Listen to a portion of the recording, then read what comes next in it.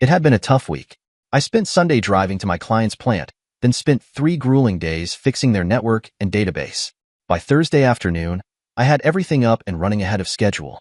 My client was thrilled, and I was looking forward to an early return to surprise my wife, Clara, for our 30th anniversary.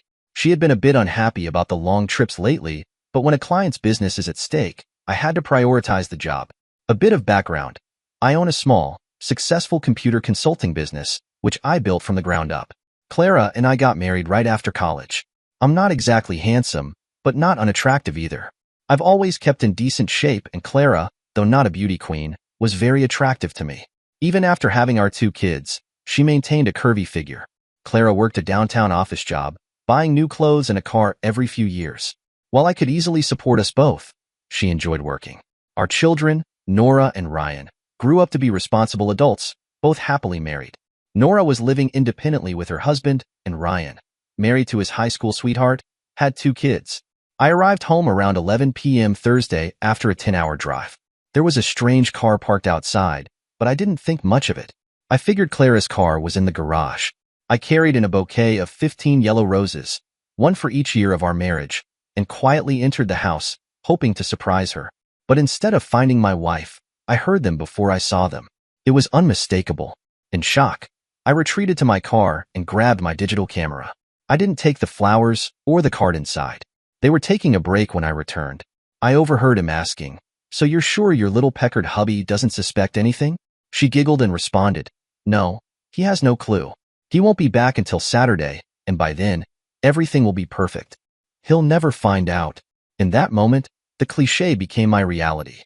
I know, but if he does find out, it could get ugly. He won't. He's too wrapped up in that stupid business. Now shut up. Where were we? Oh yeah. Well, there wasn't much video till then, but the audio would be clear. To get the video, I crept silently down the hall. The bedroom door was wide open and a bedside light was on. Video would be no problem. I stood in the doorway across the hall. It was dark in the room, but they would only have to look to see me. I didn't particularly care if they did. I'm sure that checking out the hallway wasn't on their radar. He was screwing into her and doing all the nasty talking. I got about 30 minutes of good video and audio. It was all making me sick.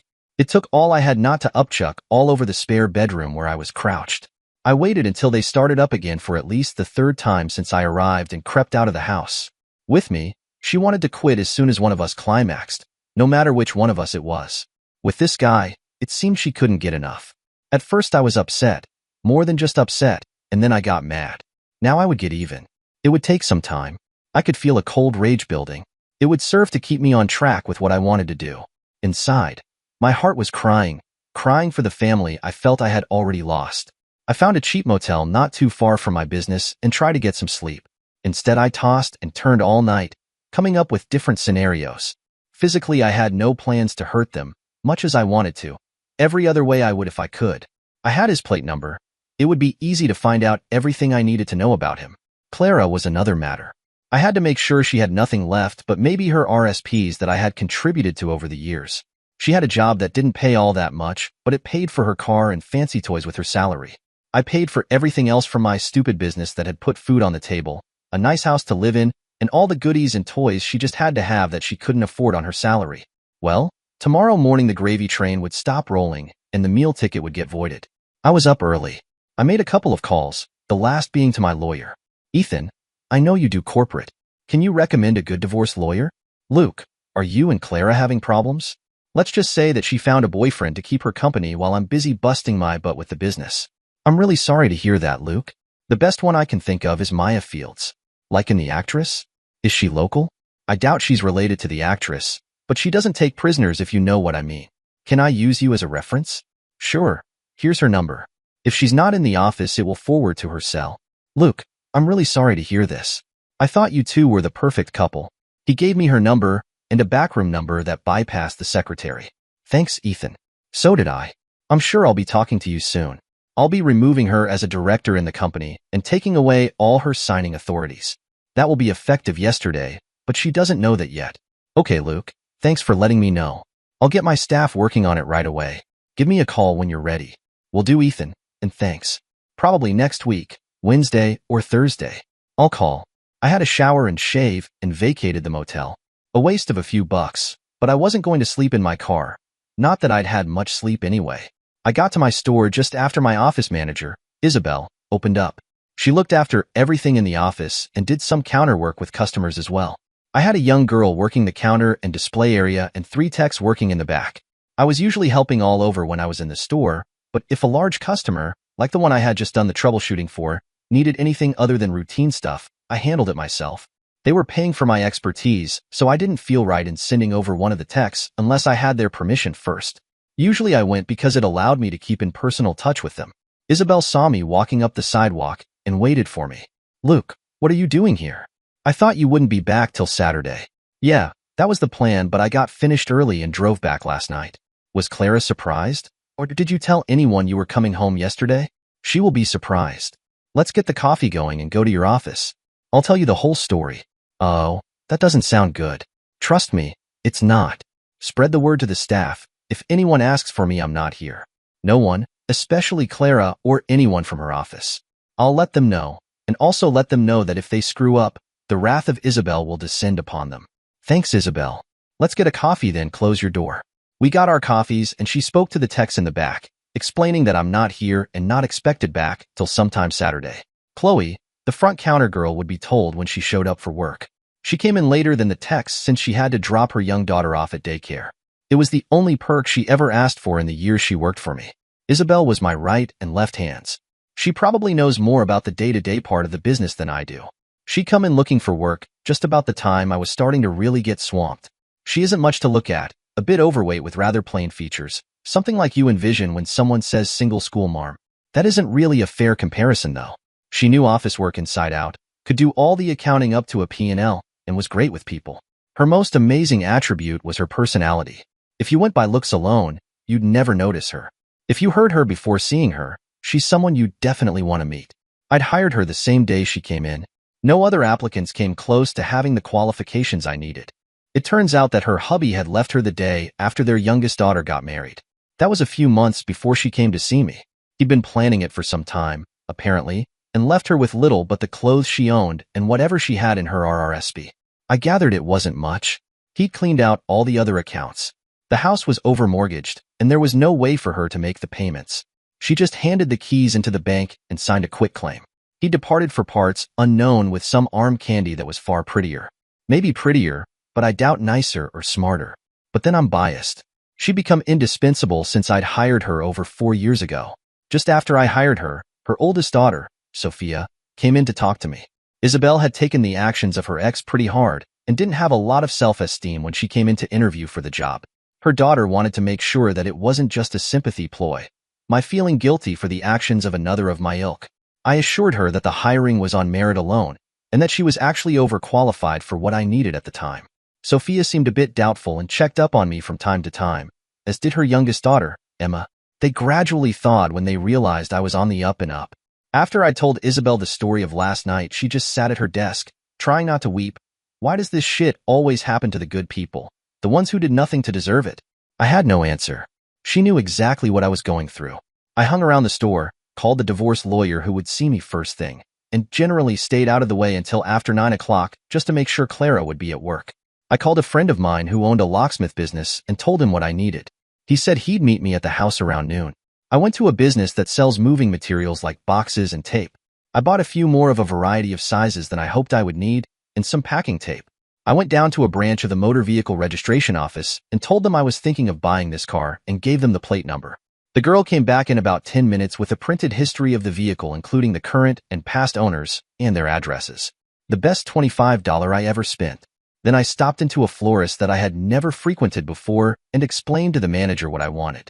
She wasn't buying that it was a practical joke, but he promised of an extra $50 to have my order ready by 3 o'clock made her agreeable to my request. I left half on deposit so she could rest assured that I'd be back. The florist was near the building where Maya Fields had her office, so I just walked over and took the elevator to the top floor. It certainly wasn't what I expected. The elevator opened directly into the reception area. A small sitting area was just to the right, and the hall to the offices started just left of the receptionist. Several secretaries were busy behind reception. "Good morning, Luke Davis to see Maya Fields." She brought up the schedule on her computer. "Yes, of course, Mr. Davis. Ms. Fields will be with you shortly. Would you like some coffee?" Thank you. I'd love some. She went in the back somewhere and came out with a mug with the name of the law firm on it. I sat back and waited for Maya Fields. She wasn't at all what I expected, but then isn't that usually the case? She was tall, maybe a bit taller than my 5 feet 11 inches, and very well proportioned. Her brown hair was curled and shoulder length. She wasn't beautiful in the usual sense of the word, but she had a presence.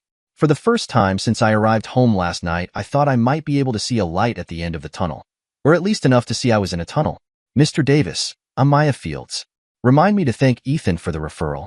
Miss Fields, I'm very pleased to meet you. Please call me Luke. Everyone does.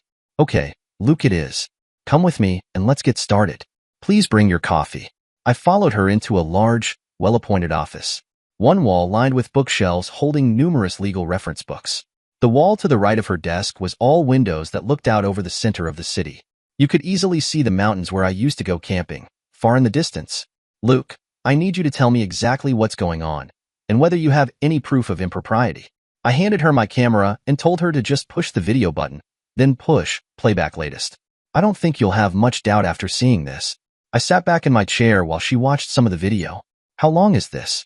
In total, it's about 35 minutes, but the first part, as you heard, is just audio. I was just down the hall from the bedroom when I recorded that. The rest of it was from the spare bedroom across the hall. They had no idea I was there. Okay, Luke, what exactly do you want? Really want? Maya, I've busted my butt for over 30 years building up my business. If I may say so, it's become quite successful. It's evident that all she sees is a meal ticket. She even says so. We've hardly been intimate for the past 2 years. Now I know why she's tired or not in the mood. That is ending as of right now. I want her gone, out of my life. Totally. Do you have a prenup or postnup? Yeah, her dad insisted on a prenup. He thought I was after her for her supposed inheritance. He died a couple of years ago without leaving a thing. He drank or gambled all of it away. Do you have the document with you? Do you have a phone I can use? I'll get Ethan to fax you a copy. I'll get him to send copies of all the business records too. You'll probably need them at some point. Good idea. I probably will. Thank you. Now, your business. Are you the sole owner? It's actually a LLC. I incorporated a few years ago when I started getting really busy. It was better for me, liability-wise, and for insurance to have it incorporated. I'm the owner and president. Clara, my wife, was a director only. She holds no other interest in the business and always said that she wanted it that way. Okay, I understand. What I need you to do is not do anything rash. I know you're upset and disappointed, but don't go do anything stupid that will give her or her lawyer some ammunition. I got over upset and disappointed last night. Now I'm more angry now than I've ever been in my life. She and her boyfriend are going to wish they'd never met and never, ever screwed with me. I laid out my plans for the rest of the morning. She told me to get to my bank as soon as possible to make sure Clara had no signing authority on anything but her own accounts. If I gave Maya the details, she'd have her staff relate new account numbers to any companies that had automatic bill payment. She also told me to get hold of my insurance company, personal and corporate, and make the appropriate arrangements with them. Feeling that I was in good hands, I left Maya and headed over to the bank. My account manager was busy, but the branch manager would see me immediately. I went in and found out that the manager who had been there for longer than I remembered had retired. The younger than me anyway, woman sitting behind the desk rose to greet me and shake my hand. I explained to her what was happening and what I needed done right away.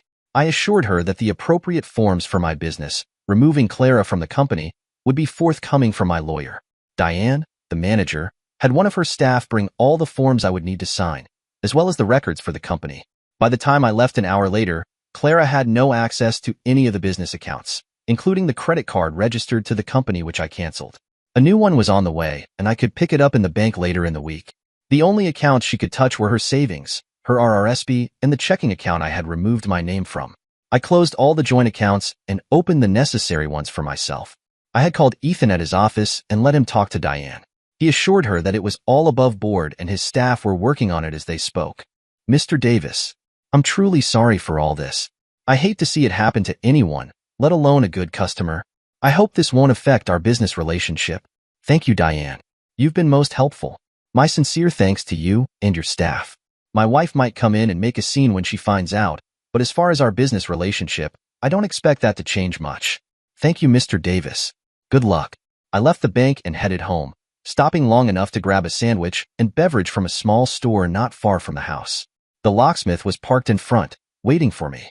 I told him what I needed done and where everything was and left him to it. My friend couldn't come himself, though he wanted to, but he had sent one of his best technicians to do the work. While the locksmith worked, I took all the boxes that I had purchased, taped them up, and began dumping all of Clara's clothes and personal possessions into them. Her clothing alone took 4 large boxes. It might have taken more boxes, but folding neatly wasn't in my plans. I just stuffed them until I could barely tape them shut. I didn't bother boxing the TV from the bedroom. I'd paid for it, but didn't want it. She had said she needed it to help her go to sleep when I was out of town. As if. I placed it on top of one of the boxes in the yard. By the time I finished, there were 4 large boxes and 4 smaller, not much but smaller, one sitting on the lawn, along with her TV, stereo, and all our CDs. She could have them. She had bought them, but I never heard them played. Just more stuff she had to have. Well, now she had it. The locksmith finished his job just about the time I had finished with the boxes. Did you get the garage as well? I don't want her garage door to work with the old key or the opener. No worries, Mr. Davis. All taken care of. The boss said he'd send the bill to your company. He handed me 2 new remotes. These are coded different, one for each door. The spares are on the counter in the house. Thank you. I appreciate it. And tell him thanks for the great service. Will do, Mr. Davis. Take care now. With that, the locksmith drove off, leaving me standing in the doorway of my house, looking at all the items on the lawn. I got the camera from my car, took several photos, then went down to my home office and printed them off. I had received a call from Maya requesting a copy of the whole video I had taken. I burned a couple of DVDs to drop off at her office, as well as a couple of spares. I had plans for them. The video was date and time stamped, so there's no way someone could claim it was doctored. I left the house, making sure everything was locked. Short of breaking a window, Clara or anybody else wouldn't be able to get in. I went to the florist who had finished making up my order. I paid her the agreed-upon amount, including the bonus. I then asked her if she used anyone to make casual deliveries, not a delivery service or business. She gave me the name of a young guy who hung out at the mall. With her description, I found him easily. Are you Jerry? I asked. Who wants to know? The kid had an attitude. The lady at the flower shop says you make deliveries for her sometimes. Is that right? Yeah. So what? I need to have these and this car delivered. There's $50 in it for you. I don't do no illegal shit. This legit? All you have to do is go to this office and deliver these to Mrs. Clara Davis. You don't have to do anything else. The only thing is, it has to be at 4 p.m. today. No sooner, no later. Can do? For $50, you got your man. Just give me the address. I handed him a slip of paper with the address of Clara's office on it. I don't have to say nothing? No, just that you have a delivery for Clara Davis and it has to be personally delivered to her. They'll make sure she comes to get it. She works in that office, just behind the counter. Okay, are you Mr. Davis? You don't know who sent it. You're just the delivery guy, right? You got it, Mr. $50. Not a problem. It's only a short walk from here. I'll have it there for 4 o'clock. Good. The flower lady said you wouldn't let me down. He grinned, pocketed the $50 and headed down the street toward her office. To say that the delivery set the cat among the pigeons would be an understatement. True to his word, Jerry presented himself to the front desk at Clara's office at exactly 4 o'clock. The receptionist called her to the counter, just as I expected. Clara took the 15 black flowers and vase back to her desk before opening the card I had planned on delivering last night. I had made some changes to it. The front was all flowery and said happy anniversary. I left that alone. Inside, on one side of the card had been a large, flowery 30. I had X'd it out with a large black marker, and then in red had overwritten the whole thing with a 0. Inside the card were the photos of all the stuff sitting on the lawn. I didn't think it was necessary to sign it. She would have no doubt who sent it. Clara went hysterical, from what I was told later. I know she tried to call my cell at least 20 times. I just deleted the messages without listening. She must have called my office, but as I had asked, as far as they knew, I wouldn't be back until tomorrow sometime. There was a message from Isabel relating that Clara had called and was upset and nearly incoherent. She also said for me to lay low. The staff would cover for me. I called Isabel back and asked that they just say as they were told. I would be at the house. I gave her the number of a second cell that I had picked up. I parked my car in the garage where Clara used to park and made sure that the garage was securely locked. I went into the kitchen, grabbed an iced tea from the fridge, and went down to my home office. I unpacked a couple of boxes containing web cameras and set them up, one looking out from the front door, and the second overlooking the deck and backyard. They both provided streaming video and would work in relatively low light. It was about 4:45 when Clara pulled into the driveway. I could see, from the webcam, her throw the garage door opener onto the floor of her car when it wouldn't work and get out and walk toward the garage. She was lost to sight as she tried to open it with her key. Next, she came to the front door and tried her key, of course without success. This was repeated in back and the basement. She came back to the front door and rang the doorbell. I didn't answer. She pounded on the door, and again, I didn't answer. She sat down on the doorstep and started bawling. I gave her a few minutes, then called her cell. As you can see, this is no longer your home or house. Get Lovery Boy John, or anybody to come and move your stuff. He and his wife probably have a spare room. Any further contact with me is to be through my lawyer, Maya Fields. Any breach and I'll get a restraining order. But Luke, I ended the call. I knew it had showed on her call display as an unknown number, so there was no way for her to call me back. I was totally serious and wanted nothing to do with her. I saw her punching a number into her cell, then stopped monitoring the camera. I just didn't care anymore. She could leave her stuff until it got moved or stolen. It didn't matter to me. When I looked out a couple of hours later, everything had been removed from the lawn. I didn't know or care who had taken it or where it had gone. I had unplugged the landline when I'd gotten home. I plugged it in again, but set it not to ring. It would go straight to the answering machine. I fully expected a shit storm to hit when she told our kids what had happened. They thought their mother walked on water. I was just the sperm donor and supplier. I guess that was partly my fault. I had worked hard to build up the business and hadn't always been there for them. When or if I felt like it, I'd return any calls they made the next day. I'm sure that if I asked Maya, she would tell them the way it is and why. I loved my kids, but wouldn't take any crap from them. I went to bed early in the spare room and slept soundly. It had been a hell of a couple of days. Next morning, I put the coffee on and listened to the phone messages, 3 from my daughter and 2 from my son. The last one had been at 2 a.m. The ones from Clara, over 30 of them, I just deleted. I debated calling the kids, but decided to postpone it until later. I had a couple of errands to run. I went to a postal box store and got a couple of padded envelopes. After addressing them, I wrote a note for each one and enclosed it. When I had told Maya what I wanted to do, she said it was legal. Mean-spirited and vengeful, but legal. I didn't mail them yet. I then went to an internet cafe, bought a coffee and 60 minutes of time on a computer.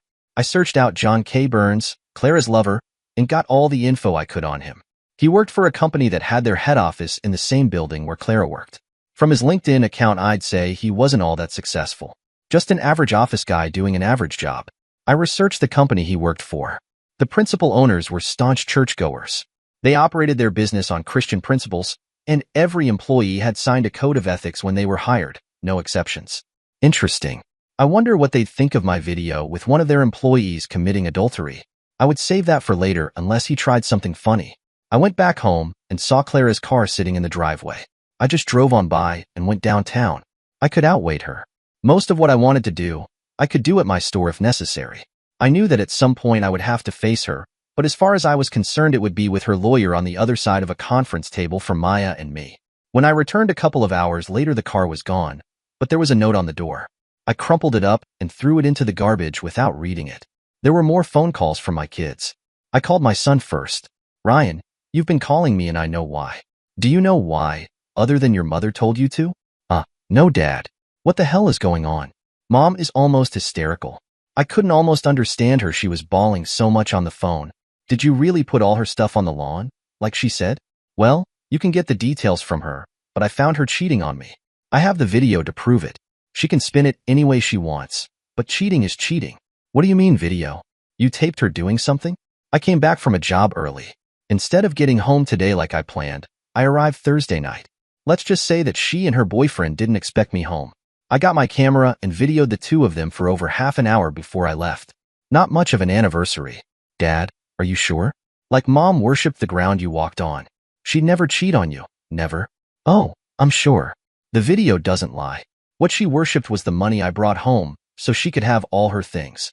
Next time she calls, ask her if the phrase stupid meal ticket means anything to her. I'd be interested in her response. Ryan, I know I haven't been the best dad in the world, that I missed out on a lot when you were growing up, but believe this, son. I have never and have no reason to lie to you. Whatever happens, don't forget that I love you, you and your sister. I have to go now. I have to call Nora now. Dad, I don't know what to say. I'll ask her about that next time she calls. She calls all the time, so it shouldn't be long. Dad, I know you love me, us. Bye for now. I disconnected and called my daughter. Well, Nora, I guess you know by now. Know what, Dad? That mom's hysterical? That you locked her out for no reason? That you left all her stuff on the lawn? Yeah, I know that. What I don't know is why. Well, Nora, there is a reason. I caught your mother cheating on me. As I told Ryan, no matter how she spins it, cheating is just that. Mom would never do that. I have half an hour of video that says otherwise. If you insist, I'll let you watch it, but I advise against it. Video? What video? I came home early from my last business trip and caught her and her boyfriend and videoed it with this new camera I've got. It's clear. There's no mistake. I can't believe it. Mom would never. Next time she calls, ask her these two things. Does the name John K. Burns mean anything to her? And what does the phrase stupid meal ticket mean? If she's at all honest, she'll tell you. If not, well, I can always let you see the video, though I advise against it, like I said. God, Dad, this is too much. I find it really hard to believe. Yeah, well, for better or worse, you never did put much stock in anything I had to say. Having said that, remember, no matter what the fallout from this is, I do love you too, you and Ryan. I have to go now. Call me later after talking to your mother. She sounded deflated as she answered. Okay, Dad. Bye for now. I ended that call as well, and saw that Isabel had left a message on my throwaway phone. I'd call her later. I went to the spare room and laid down for a nap.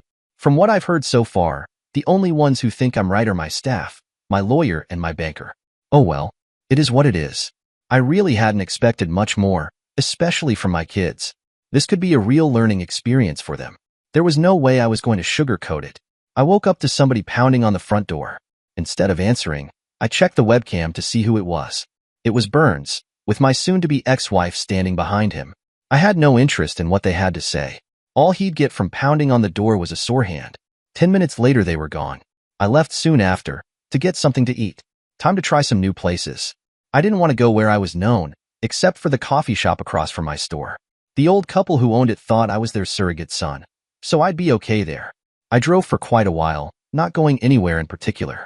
I didn't really feel all that hungry, but pulled into a pub to grab something to eat.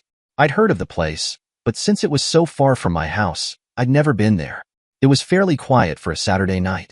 I ordered a beer in Clubhouse, apparently the house special. If nothing else, it filled the bill, and the price wasn't too outrageous. I sort of paid some attention to the TVs that had various sports on them. BC was losing the football game with Calgary on one screen. Some golfer made a hole-in-one and won a car on a second, and some wrestlers were doing their thing on another. Typical Saturday night entertainment. I finished my beer and sandwich and left the pub. With no other plans, I ended up going back home. My daughter's car was in the driveway, and she was sitting on the stoop. I had no idea how long she'd been waiting. Nora? Dad, I've been waiting for you. My keys don't work. I'm not surprised. I had all the locks changed. I'll give you and Ryan yours after all this is settled, if you still want them. Of course I want them. Why not now? Think about it. You'll figure it out. Now why are you here instead of home with David? David was her husband. They didn't have any kids yet, but we're trying. I need to talk about Mom. She wants me to talk some sense into you. And she thinks it will work? Not bloody likely. Come in. I'll make some coffee unless you want something stronger. She followed me into the house. I reached behind her and made sure the door was latched and locked. You really don't want her in here, do you? Not at all. She can stay with her boyfriend. She says you're wrong. There is no boyfriend. She doesn't think you have a video either. It's just something you dreamed up. I could tell that Nora was trying to keep her temper. She seemed to know that yelling would get her escorted out the door. Well, tell you what. Next time you talk to her, tell her to have her lawyer call mine. Maya has a copy and a couple of spares. I'm sure she'll be happy to give the lawyer one. Maya Fields is my lawyer. I don't know if your mother has one. If she doesn't, she'd better. There's no way to reconcile this? Mom's hoping that there's some way you can get past this. Oh, so now she admits it's more than something I made up? Dad, when I asked her about those things you said on the phone, she just broke down. So yes, I guess you could say she admits there's a problem. Well, it's her problem, not a problem. I think you're being too hard on her. You're not perfect, you know. Nora would always stick up for her mother, even if she turned out to be a convicted axe murderer. I never claimed to be perfect, but I never, ever, cheated on her. Not once since the day I met her. It's too bad she can't say the same thing. I was busting my butt building up a business that put food on the table and a roof over our heads. If I wasn't working, I was here. Can she say the same? I was starting to get really pissed. Maybe I should give you a copy of the video? Then, Miss High and Mighty, you might see the light. Until then, don't discuss it again, ever. As long as you stick up for her, I'm not interested in your opinion. She'll clean you out, you know? I think not. Her father made us sign a prenup before we got married. I hated him for it at the time. Now I'm thanking my lucky stars. She never said anything about that. Tell her to get her lawyer to ask Maya for a copy. Ethan, my regular lawyer has the original. Anything else? No, Dad. Nothing. I'm having trouble believing it all. She opened the door and walked slowly back to her car, head down as if in deep in thought. Welcome to my world. Hi to David. Nora drove away. I assumed to go back home to her husband. I didn't know nor care where Clara was. I awoke Sunday to a pelting rainstorm. Well, if nothing else, it will keep Burns and Clara away from the house. Anyone out there would be soaked in seconds. I stood in my living room, sipping my first coffee of the day, just watching the rivulets flowing down the street into the gutter. Just like my marriage. I heaved a sigh and then went downstairs to my home office. I would work from home today. I had one computer linked to the server at work, so I could see what I'd missed for the last week. There wasn't much for me to do. Isabel had looked after most of it, just leaving a few things that she knew I'd want to look after myself. I finished about an hour later, then logged onto my home computer, the one not networked to the store. I checked the inbox every day while I was away. It was full again. Most of them I deleted without reading. I didn't usually read forwarded jokes, cute photos, cartoons, and the like. I did see the Nigerians had a few $1 million I could claim. I did scan through everything before deleting the ones I couldn't be bothered to read. There were several emails, all dated yesterday, from a Kenny B. I didn't know who that was, but when I saw the subjects, I had an idea. Kenny B was John K. Burns. He wanted me to forgive my wife and take her back. He didn't mean anything. She was just lonely, and one thing led to another. Yada yada yada. I didn't bother answering, but I moved them into a special folder I set up. Anything from him or Clara would go in there. I Googled alienation of affection and read up on it. I'd ask Maya about that next time we talked. Meanwhile, I had to get a package ready for Mrs. Burns and for Mr. Burns' employer. On a hunch, I went to the filing cabinet and searched through all the papers stored in there for Ian's. I found it, a copy of Clara's contract for employment. It contained a morals clause. I bet she had forgotten all about it. Just another arrow in my quiver. Maybe I'd have to get a package ready for her employer as well. It was time to quit. I changed the passwords on all the computers in the house, then shut them down. Today would be a veg in front of the tube day. My mood perfectly matched the crappy weather outside. The answering machine showed 4 new messages, 1 each from Nora and Ryan, 2 from Clara. I deleted hers without listening to them. Nora just wanted to apologize for last night. Ryan said he'd call back. He'd talked to his mother and didn't like her answers. Maybe he's starting to see the light, I thought. I turned on the TV and tried to find something to take my mind off everything. No go. I turned it off and found my Kobo e-reader. I had several books on it that I hadn't read. Soon I was lost in the world of history and espionage, subjects I enjoyed reading about when I had time. Monday morning I called a junk company, the ones who will haul away your junk for a price. I told them that the stuff I wanted gone would be in the driveway, and they could bill my office. They promised that they would pick it up sometime today. I dragged all the bedroom furniture except the lamps out to the driveway. I didn't want any of it, especially the bed. I did like the lamps though. We'd had them forever. I would search for new lampshades sometime. I went into work, the last one in. I gathered the staff around and told them what was going on. I also emphasized that in no way was Clara allowed to call me or see me. Anything she had to say could be said to my lawyer. No exceptions. Isabel again promised her wrath, just in case they didn't understand the message. They did.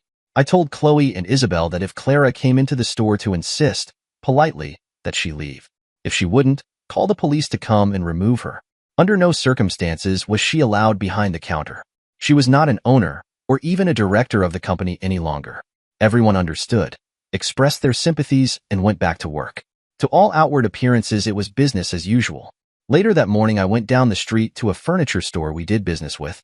I told the sales rep that I wasn't in the mood, nor did I have time, for dickering. I wanted a bedroom suite, queen-size bed with a pillow mattress, and I wanted it delivered tonight. She assured me it was possible, but the delivery at that time would cost more. I signed the order and gave her a check. He boss okayed it. We'd done quite a bit of business there. For lunch, I went across the street to my favorite coffee shop. The word must have gotten out. Olga fussed around me like a mother hen. Slim, her husband, just patted me on the back and said they'd be there for me. It meant a lot. I went back to the store. Chloe handed me a fistful of messages and said all but one were from Clara. I kept the one and chucked the rest. The one was from Maya asking me if the grounds were adultery and did I want to name a correspondent. Yes to both. I returned her call. She was in conference, so I spoke to her clerk and relayed that yes, grounds were adultery, and yes, there was a correspondent. I gave her the details. I asked the clerk to have Maya call me about alienation of affection. Maybe a lawsuit would get A-hole's attention, or at least piss him off. I was having second thoughts about putting it off until later. I called Ethan and set up an appointment for later that week. Almost everything was ready. I just had to give him the dates of the meeting of the company directors. I told him to use last Thursday. Well, it wasn't strictly the truth, but that's the last time I saw Clara in person, so to speak. The irony wasn't lost on him, but he didn't say anything. I asked him to make sure that a copy was sent to Maya and my bank, attention the manager. He promised that it would be done immediately. There was a commotion in the front of the store. I knew at once what it was. Clara was trying to force her way into my office. Isabel and Chloe were holding her back. I called on the intercom for the techs to come up front as reinforcements. I was looking through the one-way glass, watching the struggle when Clara hauled off and slapped Isabel hard in the face, leaving the imprint of her hand. Isabel called the police just as I was picking up the phone to do so. They arrived quickly and got it all settled down. They escorted Clara out of the store, saying they would be back for witness statements later. Yes, Isabel wanted her charged with assault. She had witnesses, and one of the techs had taken a few photos of the handprint on her face. God, the woman had become unhinged. Payback is a bitch, and it had just started. I called Ethan and got him to arrange for a restraining order keeping Clara and Burns at least 100 meters away from the store and 300 away from the house and property. I relayed what had just happened, and he was happy to expedite it. None of us would have to go to court for that. We might have to if there was a trial for the assault. I doubted that it would. At best, it was a mild case of common assault, and no one was really hurt. Just having her charged might temper some of her actions. Wednesday, I went to Ethan's office and signed all the corporate documents. I had him make copies for me. Maya and the bank already had theirs. I asked him about the prenup. He told me it was pretty cut and dried. Clara would leave the marriage with what she brought into it. Actually, a bit more since she had her RRSPs that I had been paying into. She also had her car that she was making the payments on. I had no use for it anyway. She couldn't touch the business or our house since her name wasn't on title. She could try since we had been married for so long, but her chances weren't good with the evidence I had. Maya called my cell just as I left Ethan's office. The divorce documents were ready to be served. Did I know where Clara was? I hadn't thought of that. I had no idea. I told her to try her office and see if she was at work. They could serve Clara there, or at least tell her where the documents could be served. I then asked her about the alienation of affection. She counseled against it since he was already named as a correspondent in the divorce. After the divorce was settled would be time enough for that. I told her I didn't really expect anything from it, but I wanted Burns to know just how totally pissed I was. I was mad and I would get even. My easygoing nature was gone. For good? I didn't know. Time would tell. I immersed myself in my work, going home only to change clothes and get a couple of hours sleep. I didn't have much of an appetite, but did manage to grab a bite to eat different times during the day. Customers who called asking for support were told that I couldn't come, but would one of the senior techs be okay? Most agreed that the tech could probably deal with their problem.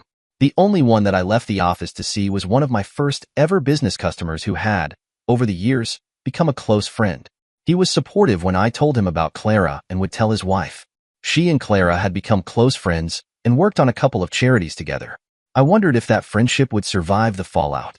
3 weeks after I'd caught Clara and her boyfriend, Maya called to tell me that they had finally been able to serve the divorce documents to Clara. They couldn't find a home address for her, so had to wait until she returned to work. Clara had called Maya, telling her she refused to sign and would fight the divorce. Maya told her to get her own lawyer since she was acting for me. Any discussion Maya would have would be with Clara's lawyer, after he had gone through everything with her. I knew that she would fight it. Who wouldn't? She was losing her gravy train and probably could hardly survive on what she earned. The real world was starting to bite her in the butt. I refused any support payments until she could prove need. I, as was Maya, was fairly certain any support would cease when the divorce was final. The video was pretty damning. I was really surprised when Clara pleaded not guilty to assault and the case would go to trial. I couldn't believe that her lawyer would let her do that. It turned out he did counsel against it, but she ignored him. Instead of being a relatively routine, minor offense, she wanted a trial to try to justify her actions. As the judge said, it was her right. The trial was set for a few months away, and all my staff would be called as witnesses. They had wanted to call me as well, but I was removed from the witness list when it was determined that I wasn't physically present when the assault occurred. I guess technically that was true, although I did see it happen through the one-way glass in my office. In any case, there were plenty of other witnesses. Meanwhile, the divorce wound its way through the legal system. Clara, through her lawyer, put up every roadblock possible, even trying to cast doubt on the validity of the video. The judge, a female if it matters, reserved judgment until she had seen it. She didn't look very pleased when she returned to court a couple of hours later. As disgusting as the video was, it was the audio she really didn't like. Divorce proceedings would continue. Clara wanted joint counseling to see if the matter could be resolved. I didn't want this, but she did win this round. She would go to counseling on her own for 2 sessions, then there would be 3 joint sessions. I told her that for the joint sessions I would be bringing my own, male, counselor, and if she and her counselor had a problem with that, then the whole thing would be a waste of my time. She and her counselor didn't like it, but they did agree in the end. At the start of the first joint session, I walked into the office where Clara and her counselor, Samantha Adams, were waiting. Polite introductions followed. She and my counselor, Harry Simpson, were of course acquainted. Theirs was a small world. Ms. Adams indicated that I should sit on the sofa beside Clara. I refused and sat in a chair across from her desk. Harry got a chair and sat beside me. "Thank you for coming, Luke. We hope this will help resolve the situation," Samantha started. I interrupted. "My name is Mr. Davis to you. Harry can call me Luke since I'm his client. I am not yours. And one more thing, if at any point Mrs. Davis starts this I didn't mean it bullshit, I'm out of here. That's a blatant lie, and I won't put up with falsehoods. Do we understand each other?" If they wanted attitude, I had lots to offer. To give her credit, she regained her composure quickly. "As you wish, Mr. Davis. I have already heard from your wife her side of it. Now I would like to hear your side as well, exactly what happened. I don't know how much or what you've been told. Do you want to hear the whole sordid story, or just the highlights? Have you seen the video?" I asked. I was fairly certain that Clara had put a real woe is me slant on her story. "No, I haven't seen the video." "Well, it would have saved a lot of time if you had. A picture is worth 1,000. In this case, it's a video," I replied. She nodded. "So, you want to hear everything?" "Yes, please. I need to hear it in your words." "Okay," I replied. Over the next half hour related the events of that week, starting with the Sunday when I had driven to the plant, ending when I had shot the video then left the house. Clara tried to interrupt a couple of times, and I made it quite plain that if it continued I would be leaving and the sessions would be over. She remained on the sofa, crying quietly as I spoke. "So, Luke," she started. I gave her a hard look, narrowing my eyes. "I'm sorry, Mr. Davis." As I was about to say, "You had never seen any evidence of her cheating on you prior to this." "No, I was too busy with my stupid business and being a stupid meal ticket," I replied bitterly. She was too good at covering up her tracks. "The only thing I know is that it was going on for quite a while since he was so at home, in my bed." I literally spat the words out. "So you don't know how long? Does it matter? Lying and cheating are lying and cheating. Doesn't matter if it was once or 1,000. Makes no difference, at least to me." Clara started to speak. "Luke, I just want—" "Shut up, Clara. You have nothing to say that I want to hear or would ever believe. If you're trying to tell me you're sorry, it's just that you're sorry you're losing your meal ticket. Sorry you got caught. Not sorry that you did it. Save your lies for someone who'll listen, not me." I hadn't raised my voice. It was flat, intense. She cringed as I spoke, then settled back on the sofa. Her tears continued to fall. The rest of the session went the same way, and Harry and I left after the hour was up. "Ms. Adams, if the other sessions are going to be like this, it's a total waste of time, yours and mine." "That may be, Mr. Davis, but the court ordered 3 joint sessions. We plan on holding you to it." "Your nickel," I said as we walked out of her office. Harry turned to me as we walked out of the building. "Look, do you want me to keep returning with you? You really didn't need me in there. You handled it all quite well." "Harry, I don't really need you, but I want you there. She won't be able to pull any underhanded shit if you're in the room. Let's just say you're the elephant in the room. Hard to ignore." "Okay, Luke, I'll be in touch," he said as we parted ways. I headed to my car and drove home. I decided that the rest of the evening would be for relaxation, some dinner, and a nice bottle of wine. I hoped to get an early night in my nice new bed. The best laid plans, as the saying goes. I had just got relaxed in front of the TV when there was a pounding on the front door. Instead of going down to the office and checking the webcam, I just looked through the peephole in the door. "Burns." Didn't dumbass know there was a restraining order against him? I didn't answer the door, just picked up the phone and called 911. I explained to the dispatcher that there was a person who was subject to a restraining order pounding loudly on the front door of my home. And no, I had no wish to talk to him and certainly wasn't going to confront him. She advised me that the police were on their way. They arrived a few minutes later, and I could hear some loud discussion outside the door. I watched through the living room window as he was placed in the back seat of the patrol car. The look he gave me could melt lead. The next week was fairly uneventful. I never heard from or about Burns at all. Clara never tried to contact me, and neither did our kids. Either they were busy or I was in the doghouse. I just continued to immerse myself in my work. One highlight of the week was that Chloe had found a nice guy and gotten engaged. They hadn't set a date yet. She was a good kid and deserved some happiness, and her daughter needed a father. I was happy for her. Isabel was alternately a mother hen and a pain in the butt, depending on the circumstances.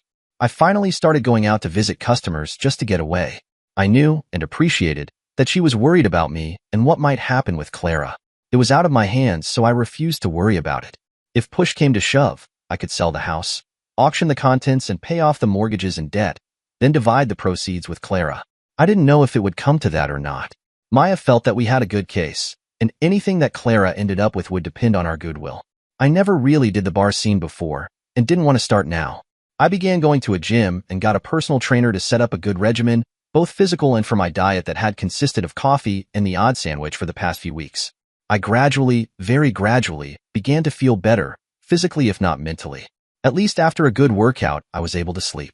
The second counseling session didn't go any better than the first, except I had to sit there and listen to Clara try to justify her cheating. That was a non-starter, so I just let her ramble on and tuned her out. To this day, I couldn't tell you what she said. Harry made some notes, maybe to show that he was at least involved in the matter. After all, that's what I was paying him for. I asked him to see if Ms. Adams would cancel the other session. It would be a waste of time.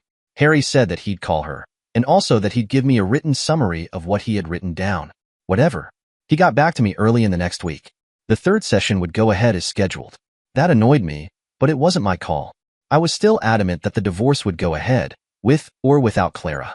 He gave me a written summary of what Clara had said. There were no surprises, and nothing to indicate that I should try to keep the marriage together. As far as I was concerned, it was over except the formalities. For the third session, Ms. Adams brought in the big guns, the kids. Both my son and daughter had been well coached in what to say, what reasoning to present, and what response they should give to my questions. Their biggest problem was that I wouldn't play that game. I let them say their piece, listen to Ms. Adams say her part, then listen to Harry explain why I wouldn't have any questions or response. I'd already told him that if I couldn't trust my wife, there was no way on earth that I could stay married to her. He just put it a little more eloquently than I could, but the message was there. What little glimmer of hope Clara may have had died right there in the room. As far as I was concerned, it was a matter of negotiating the settlement. We were back in court the following week, and the judge allowed the divorce to proceed. The negotiations would be between our lawyers. I'd heard over the months that Maya was tough. After all, Ethan had mentioned that she didn't take prisoners. She gave me a quick hug as we left the court and told me she'd keep me informed. In about 6 months, I'd be single again. We finally negotiated down to she would keep her car and RRSPs. I would pay off the loan for her car but keep all the furnishings in the house. Clara was really pissed when I informed her that the entire bedroom suite had been taken to the landfill. She was the one who chose it. If the house was sold within 5 years, she was entitled to half the net proceeds. Since I'd already boxed and removed everything that could conceivably be considered hers that first night, she wasn't left with a whole lot. Hey, she screwed up a good thing. Life is like that. Shit flies when you get caught. After the divorce settlement was reached and recorded, I contacted Maya and asked her to go ahead with the lawsuit against Burns for alienation of affection. I didn't expect much to come of it. I also sent Mrs. Burns a copy of the video and a copy of the petition of divorce naming her husband as a correspondent. I had included a note telling her that if she ever wanted to talk about it to call me. I gave her my new cell number. I also sent a copy to Burns' employer with a note explaining what had transpired. I never heard back from them. About 2 weeks later, I was working out in the yard when an older model Chev Impala pulled up in front of the house, and a very pretty woman got out. She opened the back doors and 2 kids came piling out of the car. "Mr. Davis? I'm Elizabeth Burns. Can we talk?" "Of course. I didn't really expect you to come over. Can I get you and the kids something to drink? We can go in back on the patio. The yard's fenced in so the kids can't wander out into the street or anything." I opened the door, waiting for her and the kids to follow inside. She thought about it for a few seconds. I wasn't sure exactly why she was here. Oh, I knew the reason, but I don't know what she expected to accomplish by showing up on my doorstep. That would be nice. Maybe some iced tea or something. Ice water for the kids.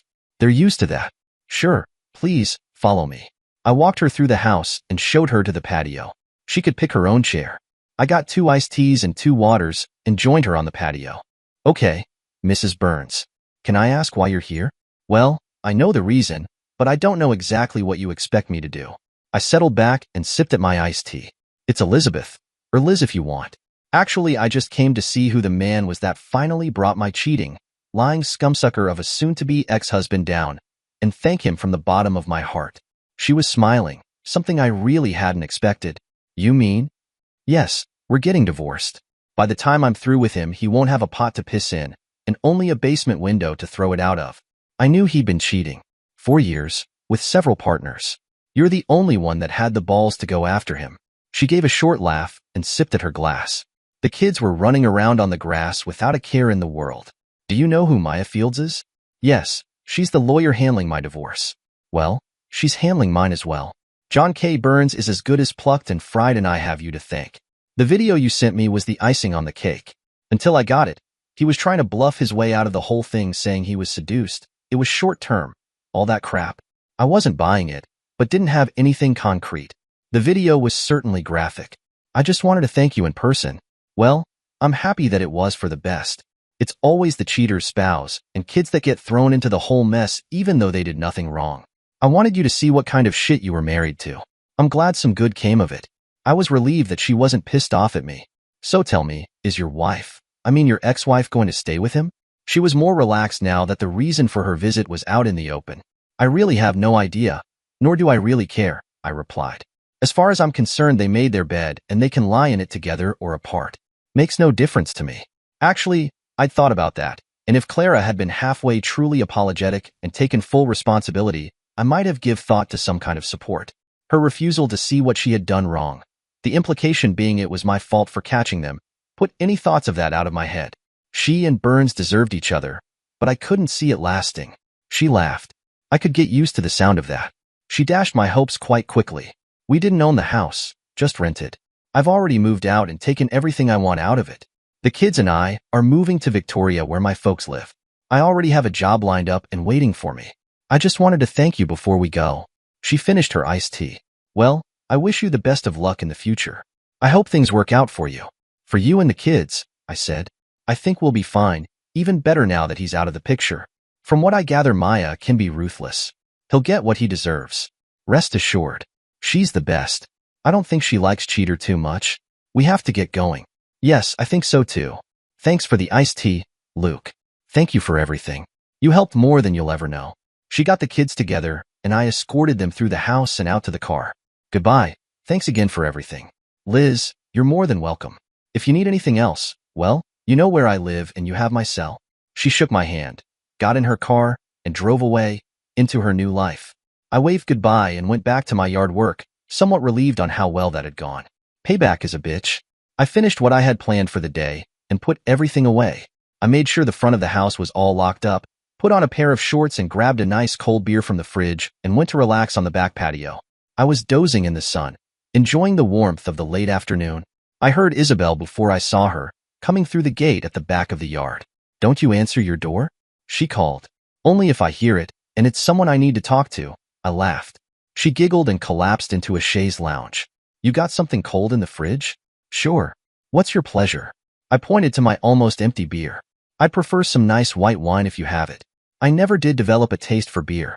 I've got Chardonnay or Pinot Gris. Take your pick. Chardonnay, please. I went in and poured a generous glass of Chardonnay and got myself another beer. So what brings you into this part of the world? Actually, I was visiting a friend that lives not too far from here and took a chance that you might be home. I just wondered how you were doing. All by yourself? She sipped at the Chardonnay. Oh, this is nice. Remind me to find out which one it is before I go. It's from a small winery called Silver Sage. I like their reds as well. How am I doing? Good. Living by myself doesn't bother me at all, but I must admit I'm thinking of downsizing. I sipped at my beer. You've been on your own for how long? You seem to get by okay. It's been over 5 years now, Luke. Yes, my life has settled into a nice, comfortable groove. I like where I live. I like where I work. I have lots of friends. I'm glad you're happy. I'm still getting used to it. She laughed. I didn't say happy. I think content would be more apartment. Yes, content. She leaned back in the chaise and sipped at her wine. Okay, content. Now why exactly are you here, mother hen? I don't buy this, just happen to be in the hood nonsense.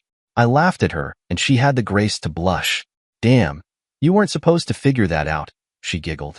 Actually, Luke, well, me and Chloe and the guys in back are worried about you. All you do is work and come back to this big old house. We'd like to see you get out more, get away from the job. It's not worth killing yourself putting in those long hours. We'd like to see you take a holiday. You haven't been on one in ages. Take a couple of weeks and bugger off somewhere. Isabel, I appreciate it. From all of you. I do. But I want to stick around until the divorce is final. When that happens, then I can let myself relax. I have thought about getting away, but not until then. I know you and the others can run the place for a couple of weeks. I'm not worried about that part. So what timeline are we looking at? Let's see. I made a show out of looking at my watch. 50 days, 14 hours, 12 minutes and 30 seconds. She broke out laughing. Be serious for a second. How long? Just over 2 weeks, actually 16 days from today. Then I'll be a free man. Well, as free as any slave, I guess. Okay, I'll hold you to it. Meanwhile, why don't you come over and let me cook you dinner one night? Isabel, I'd love that. Just tell me when. How about tomorrow night? I'll do a stuffed chicken dish I've been aching to try. You just bring yourself and some of that delicious Chardonnay. I'll ask a couple of my friends if they want to join us. It's a date. What time? Anytime afternoon. I've got no plans except to cook. Good. Tomorrow afternoon. I'll be there. Mission accomplished, she replied as she finished her wine. See you tomorrow, Luke. Don't forget the wine. I'll see myself out. Thanks, Isabel. I look forward to it. See you tomorrow. I leaned back and dozed off. I'd only had 2 beers, but I could feel them. I must be more tired than I thought. The next 2 weeks flew by. The dinner at Isabel's was great. Her friends had been married for eons and were delightful company. I was glad I brought 3 bottles of the Chardonnay she liked. Business was steady. I was finding that we were getting more small businesses interested in networking, and I was exploring adding a dedicated network tech to the staff. My repair techs could do some of the networking, but I felt it was time to bring in a specialist. Finally, the day came when my divorce was final. You would think that there would be some sort of celebration, but I didn't feel that way at all. I felt a profound sadness at what had been, what could, should, have been, as well as a sense of loss. Except for my kids, who I saw every once in a while, I was alone. As I said at one time to Isabel, alone but not lonely. I heard from various sources that Clara and Burns were having a rocky relationship. Without her stupid meal ticket and his wife leaving him, they were finding things fairly tight. I guess the lovey-dovey was a one-way street, as long as he didn't have to foot the bill. I don't know if his employer ever did anything about the video. It didn't matter anyway, at least to me. I finally let the staff, well, Isabel and Chloe anyway, browbeat me into taking a holiday. I wasn't all that interested in vegetating on a beach somewhere, so I rented a motorhome with a view to exploring Western Canada. The thing was big enough that I could tow my car, so I was able to set up somewhere then go exploring without having to pack everything up each time I wanted to go somewhere different. I had no plans and no itinerary, so just got everything hooked up and started driving. I spent my first night at a small campground only about 250 kilometers from home. Once I got set up, I could feel the tension leaving me. Maybe it was the cool, crisp mountain air. I got some groceries from the small convenience store and cooked a small steak for dinner, accompanied by a glass of nice Merlot. I found fellow RVers quite friendly. I had several couples stop to chat about where I was going. Most were able to give me some good tips on places to see and where to camp. I stayed in that campground for 2 nights, just relaxing and enjoying doing nothing. Doing nothing is hard when you're used to working 14-hour days, trust me on that. The 3rd morning of my official vacation, I was on the road early. I wasn't having any trouble with my moving house, but when climbing hills you could actually watch the gas gauge go down. Whatever I saved in accommodation would probably be spent on fuel. The bonus, though, was that I could stop almost anywhere and anytime I felt like it. I was assured by fellow campers that most campgrounds usually had spaces available even without a reservation. On my whole trip, I never had trouble getting a site when I wanted one. My 3rd night was spent in what they call a forestry campground, meaning no services, no power, no running water, etc. I was okay with that. The small house I was driving was pretty much self-contained. I couldn't get over how clear the sky was and how bright the stars were. It was almost like they were helping me celebrate. I sat out late that night just gazing at the fabulous sky. I ended up in a fairly large campground on my fourth night. I saw a few of the people I had seen from other campgrounds. It seems that's the way it was with the RV lifestyle. I had one lady, obviously traveling alone, ask me if I knew anything about computers. I assured her that I had at least a working knowledge of them, without going into details, and was able to help her with her small laptop. I told her that the biggest problem she had with it was that it was dying of old age. By computer standards, it was positively ancient. She thanked me profusely and assured me that she was looking at buying a new or newer one. I logged into my company's site to see what was going on. They seemed to be doing fine without me. Isabel and Chloe would see to that, in any case. If there was an emergency, they could always get hold of me. I checked my emails and was surprised to find several from Ryan. He had talked to his mom, and she was regretting everything that had happened, etc., etc., etc. Oh, really? He didn't state that she wanted to try and get together with me again, but the implication was there. I received a similar email from Nora. I thought my kids were smarter than that. The divorce wasn't even a week old yet. Later that week, I ended up in a small, family-owned campground. They held a get-together every evening for all their guests where they served coffee and snacks. If you wanted anything else, bring your own.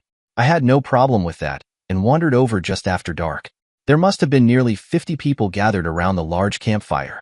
I had brought a large glass of Merlot with me and was quite happy just to chat with fellow campers. Off to one side, I noticed a young man who didn't seem to fit in and definitely didn't seem to be enjoying himself. I walked over to talk to him. Hi, I'm Luke. Looks like you don't want to be here. He looked older than my impression when I first saw him. Well, it's not so much I don't want to be here. It's just that I spent all this money on school only to find that there's hardly any work out there for what I want to do. So, I help out my grandparents. They own this campground and I sort of do all the cleaning and stuff. I don't mind, but it seems like such a waste of my time. What did you take in school? I asked. Well, I'm trained as a MCSE, Microsoft Certified System Engineer. Sort of we set up and administer computer networks. It's a whole bunch of technical stuff, but I did well in the training, and I try to keep up to date with all the new stuff coming out. This certification, did you have to go to a special school or something? Of course I knew the answer, but was interested in his take on the training. Yeah, almost a year at the community college. The exams were sort of by connecting to the exam center. I found after the first one that you had to know your shit, or you were dead.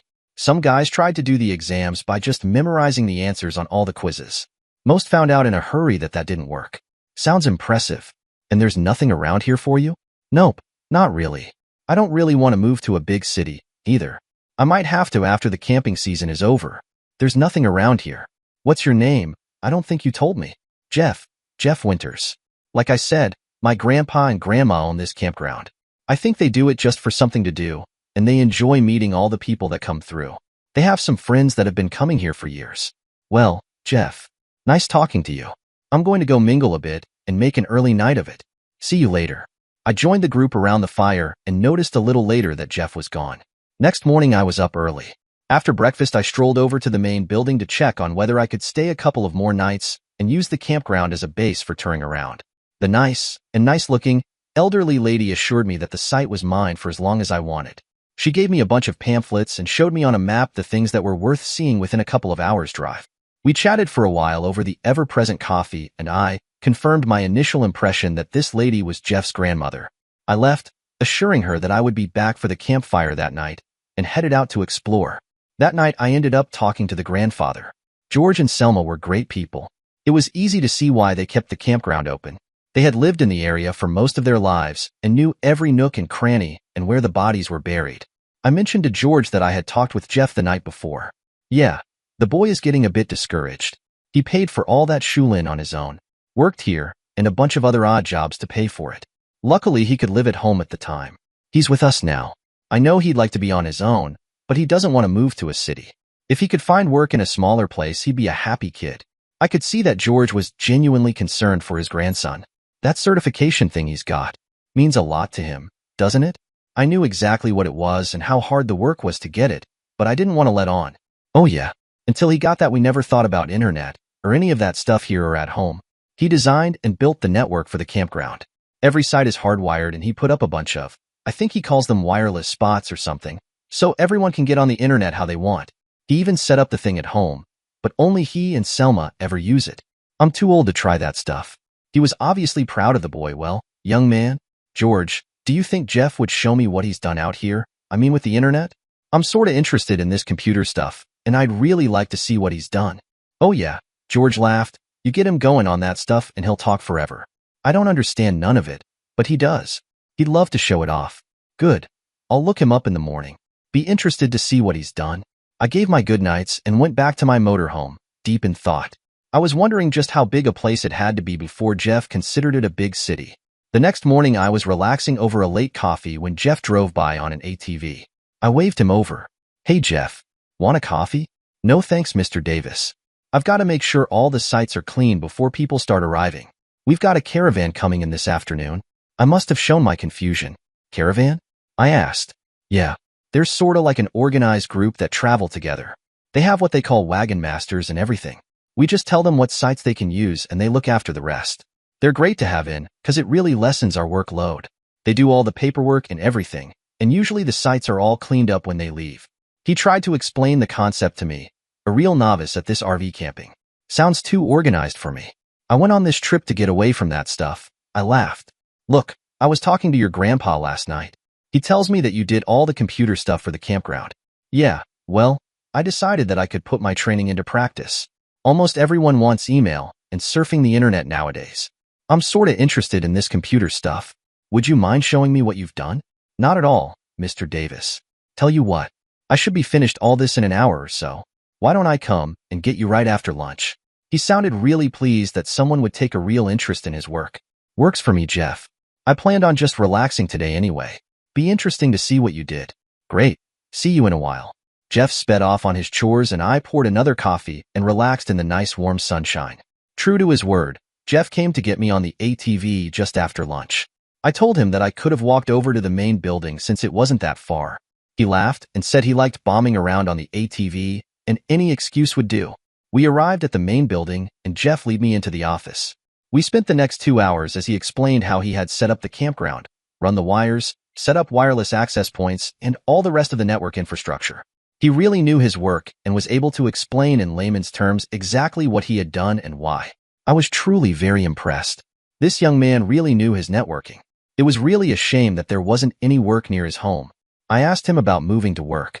He told me that if he had to move to a big city to get work in his field, he would, but wouldn't like it. I asked him what he considered a big city. After telling me, I knew that our city wouldn't fall into his category of big. I liked Jeff, and I liked his grandparents. I was thinking maybe I could help him, and them. What about your parents, Jeff? I asked. Surely they don't really want you moving too far away. My dad died in a farm accident a few years ago, so there's just me and Mom. She's got a small store in town that supports us. We're not rich or anything, but we're not wanting either. Surely she doesn't want you to move. She told me after I finished my schooling to follow my dreams. If that meant moving away and into a big city, well, we just crossed that bridge when we got to it. Since there's nothing around here, I guess I don't have much choice. Yeah, it's tough, Jeff. But you sorta have to go where the work is unless there's some way of starting your own business. Problem is, from what I've seen, there's probably not enough work around here for full-time computer work. Yeah, I know, Mr. Davis. I'd like to stick around here, but a guy's gotta go where there's work. There's been a couple of computer shops start up, but like you said, there's just not a big enough market. Sorta my impression too. Look, Jeff, thanks for showing me around. You really did an impressive job. Anyone who knows computers and networking would be able to see that. Thanks, Mr. Davis. I really appreciate that. Look, I'm going to go for a walk and maybe catch a nap or something. See you at the fire later? You bet, Mr. Davis. My mom said she's coming over too. I'll look forward to meeting her. Talk to you later. I started walking along a trail that had been pointed out to me by his grandmother the day before. You had several choices of distance from 1.5 kilometers up to 10. I opted for a mid-length and did about 4 kilometers. It felt good, just strolling along and not worrying about anything but whether that osprey would actually catch a fish. Young Jeff had given me food for thought, and I decided to call Isabel later and see about setting something up without him realizing I would be his employer. I made my call later that afternoon and explained what I'd like to do and how we could do it without seeming intrusive. We decided that I was just acting on behalf of a friend, Isabel, who happened to be looking for someone with Jeff's skill set. Well, it wasn't really a total falsehood. We were, or at least would be, looking for a network tech. I felt that Jeff would more than fill the bill, and he wouldn't be all that far from home. I met Mary, his mother, and her friend that night. Though they weren't officially a couple, You could see that they cared for each other. She did allow that part of the reason Jeff didn't want to leave was because he was worried about her. More food for thought. I caught up with Jeff just afternoon the next day when I knew he'd be finished his chores. Jeff, what would you think about moving to Kent if there was work? Kent? What's there? I don't think there's much work for me there. Well, I talked to a friend of mine last night. She told me they're looking for a network guy. I've got the info if you're interested. I know it's a city, but it's not like Vancouver or Calgary. They want a network guy? How come they can't find one there? They must be all over the place. Understandably, he sounded a bit doubtful. I have no idea. She just mentioned it when we were catching up. She's an old friend I've known for years. What do you think? You interested? You bet. Who do I talk to? Here, I wrote it down. Her name is Isabel, and she sorta runs the place. Really nice lady. I handed him the slip of paper. When do you think you could go see her? I could sorta run interference for you, and let her know when you're coming. I could probably be there first thing Monday. Do you really think I have a chance? Like, she doesn't know me from Adam. He was starting to sound more hopeful, even excited. Well, one thing I know for sure. If you don't show up, you won't get the job. Sure, there might be others applying, but that's the way it goes. If nothing else, it'll get you away from here for a day or two. What have you got to lose? I was trying to sell him on the idea without him being aware of it. Of course, he didn't know the fix was in. If he did want the job and was willing to move to get it, it was his. Geez, thanks Mr. Davis. I really appreciate what you did. Nobody ever did anything like that for me. By the way, what is this place called? All you have here is a name and address. It's called JC Consulting, LLC. They apparently do a bunch of different stuff with computers and networks, and like that. I've met a few of their people. They seem pretty nice. I swear he must have floated all the way home. That night around the campfire, his grandparents let me know how much they appreciated what I had done. George was a sly old fox. I don't think I fooled him for more than 30 seconds, but he never let on. He was happy for his grandson that Jeff finally had a chance to do what he trained for. I called Isabel at home the next morning since it was Saturday and the store wasn't open. Isabel, look, that boy I told you about. He'll be at the store Monday morning. His name is Jeff Winters. This has something to do with that mysterious phone call yesterday? Yeah. Long story short, his grandparents own the campground I've been in for the last few nights. He designed the wired and wireless networks for the campground. He's got his MCSE. I got him to show me what he'd done on the basis of being interested in computers. Considering he's on his own and out here in the boonies, he did a remarkable job. Now what I want you to do is do the interview and go over his resume. Then have him go for coffee or something and come back after lunch. Then tell him he's hired if he wants the job, and he starts a week from Monday. That will give him a week to find a place to live and get set up. Okay, Luke. I've got it. Why are you doing this? I just have to ask. Just who is this kid? I've met some great people on this little trip. His grandparents are really nice people, and this young man is really impressive. He doesn't really like to blow his own horn, but he knows his networking. He has some of the same traits as his grandfather. I felt it's nice to be doing something for someone for a change. Okay, you're the boss. For God's sake, don't tell him that. He knows that the company is JC Consulting, but he had no idea what the JC stands for. Okay, boss man. We'll need to find you some angel wings. She laughed out loud. Not hardly. Or you'll be getting the devil's pitchfork. I laughed back. I can tell this vacation has done you a world of good. When you coming back home? I plan for being back by next Friday, so a week yesterday. I'm supposed to return this mobile house by 4 p.m. Then I'll have the weekend to wind up again to face you bunch. I was laughing at her, and as she had noticed, I was relaxed and having fun. This was something almost foreign to me for the last few years. George came over to see me the next morning. I poured him a coffee and we relaxed outside the RV, enjoying the sunshine and relative quiet. Mr. Davis. Please, Luke. Okay, Luke. You know my grandson means the world to us. I just have to be sure that what you're doing is on the up and up. I paused for a second, trying to frame it so that it didn't look like the kid was being hired as a charity or something. George, I can call you George? He nodded. I like what Jeff did here, and what he accomplished with the networking of the campground. I've been there. I know exactly how much work went into it. I didn't want to tell him, but I have a number of certifications. My first was the same as his, MCSE. Yeah, I kind of figured you might be hiding something. George continued to sip on his coffee. Well, long story short, I just got divorced. It was final about 2 weeks ago. My staff told me to get the hell out of the office and take a vacation. I didn't have plans, just started driving this house and ended up here. That first night, I talked to Jeff, and as much as he loves you and his grandmother and likes working here, he's pretty discouraged about working that hard with not much to show for it. My company is looking, or we're going to be when I got back, for a network technician. When I saw what Jeff had done here, and with how little technical support he really has, I am very impressed. Anyone with a background in networking would be if they took the time to see what he had done. So, you think he'll get the job in Kent? George still had his doubts, but was warming to me. Well, I'd prefer that this go no further than you or me, but if he shows up to see the office manager on Monday, he's almost guaranteed the job. I told him that there might be other applicants. Just a little white lie, since if he waited until I get back to work, there might have been. Let's just say, the fix is in. George smiled, then laughed. Damn, I knew it. You're not just some guy interested in computer and stuff. I grinned back, guilty. I own the JC Consulting, LLC. I talked to my office manager yesterday, and like I said, Jeff will get hired if he shows up on Monday. Of course, you don't know any of this, right? Right. Now that we have that out of the way, do you ever do any fishing? I haven't for years. I don't think I even have any gear left. Probably got rid of it over the years when it wasn't getting used. All work and no play. You know how it goes. Well, after lunch we'll get some gear together and go down and see if we can get some trout for dinner. You'll need a license. Selma can do that for you when you come up to the office. Why thanks, George. I think I'd like to go drown some worms. If we catch anything, it will be a bonus. Oh, we don't use worms. We use grasshoppers around here. There's move of them and they're easier to find.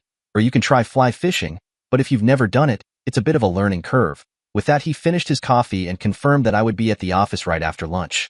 George, please do as I asked. Don't tell anyone about the job or about me. I'd like to be sort of inconspicuous if you get my drift. Not a problem, Luke. What was it we didn't discuss, anyway? He laughed and headed back to the office. 1:30 saw us fishing in a creek downstream from the campground. George and I didn't talk much, just enjoyed casting into the water hoping that maybe an unwary trout would grab the bait. 4 hours later, we straggled back to the campground with 4 nice-sized rainbows. We took them to the cook shack and cleaned them. George said that Selma would look after the cooking. I could come over whenever I was ready. I left him with a large platter of fish for Selma and went back to the motorhome. After being out in the bush, cleaning fish, and all the rest of it, I decided that a shower was in order. The hot water felt good. I grabbed a couple of bottles of wine, a nice Merlot and a nice, crisp Pinot Gris, and headed over to the office. George and Selma lived upstairs, and you could get there from the office by stairs behind the desk, or the outside stairs leading up to their deck.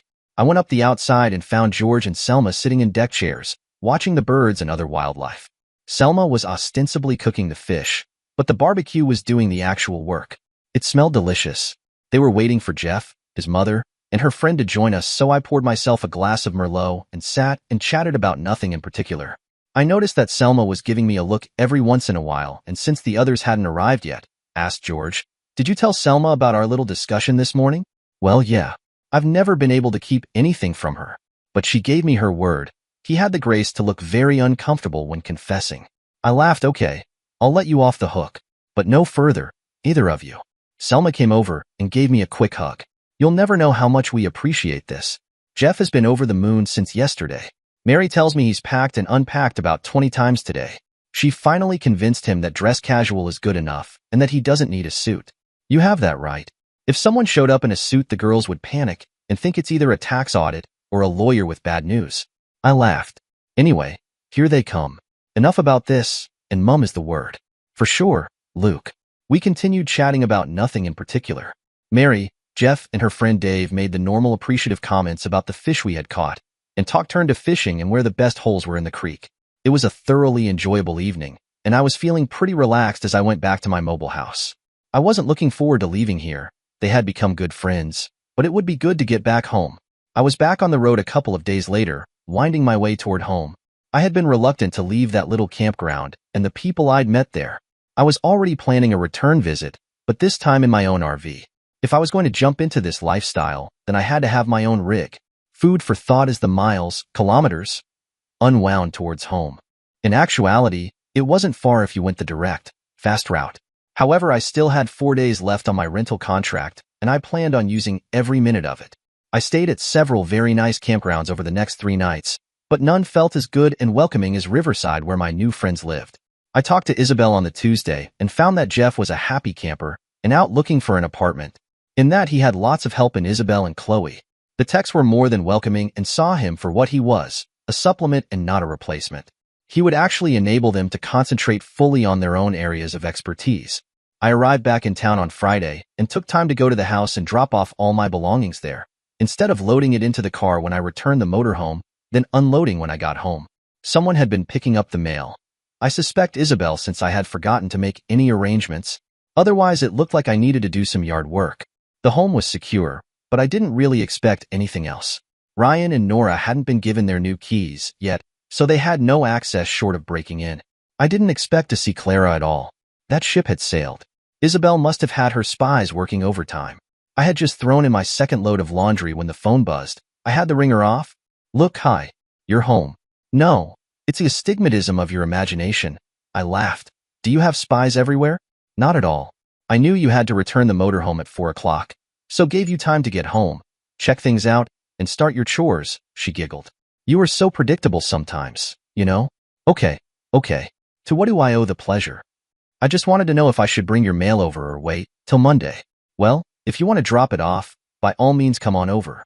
I'm sure I can find some refreshments around here someplace. After all, I wasn't even gone 3 weeks. I'll be there shortly. She rang off and I went back to my chores. I put the lawn chairs and chaise lounges out, cleaned off the side tables, and made the deck ready for visitors. Isabel found me rummaging around in the shed a little while later. Where are you, the wanderer? She called out. Over here in the shed. I'll be right there, I answered. I finished what I was doing, closed and locked the shed, and made my way over to the deck. Something cold? Sure, but not beer. You know I don't like it. I remember. I've got a nice, chilled Pinot Gris. I don't have a chilled Chardonnay unless you want to wait. Pinot Gris is good. Thanks, Luke.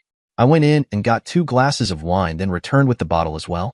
Isabel handed me all the mail she'd picked up over the nearly 3 weeks I was gone. Most of it was junk, 1 from my lawyer and 2 from Maya Fields. Ethan's was just for services rendered during the divorce. My company could pay for that. The first from Maya was finalizing the paperwork for the divorce, along with her bill, which I would happily pay. The second one from her got me thinking. She wanted to set up a complete, new computer system for her law firm, networking a satellite office that would look after non-court work such as real estate, wills, and the like. The biggest problem I had with the idea is that I wasn't sure just how much bigger I wanted my business to get. It was time to have a staff meeting and get all their input. Meanwhile, Isabel and I were sipping on the wine. She waited until I'd finished looking through all the mail, then said, "Well, boss man, you look like you survived your vacation. How was it out there on your own?" You know, Isabel, I can't remember the last time I came back feeling so relaxed and refreshed. It's almost like my batteries were being recharged or something. I can't really put words to it, but I feel a lot better than I did a few weeks ago. Guess I didn't realize how far down I was. Trust me, we knew. The only one who couldn't see it was you. We had to get you out of there for a while you could still go. We're glad it went well, even if you couldn't stay away totally. You mean Jeff? Exactly. But on the other hand, we think you done good, boss. He looks like he'll fit right in. Nice kid. No airs or pretends. What you see is what you get. Thanks for confirming my impressions of him, Isabel. He's a nice kid. I think he'll do well. Maybe my first job for him will be designing a network for Maya Fields. She wants me to price out setting up a network for her law practice, including new software and operating system. But before I commit to that, I want to talk to all of you about this. We need to find out just how big we want to become. I don't want to lose sight of our principal aim.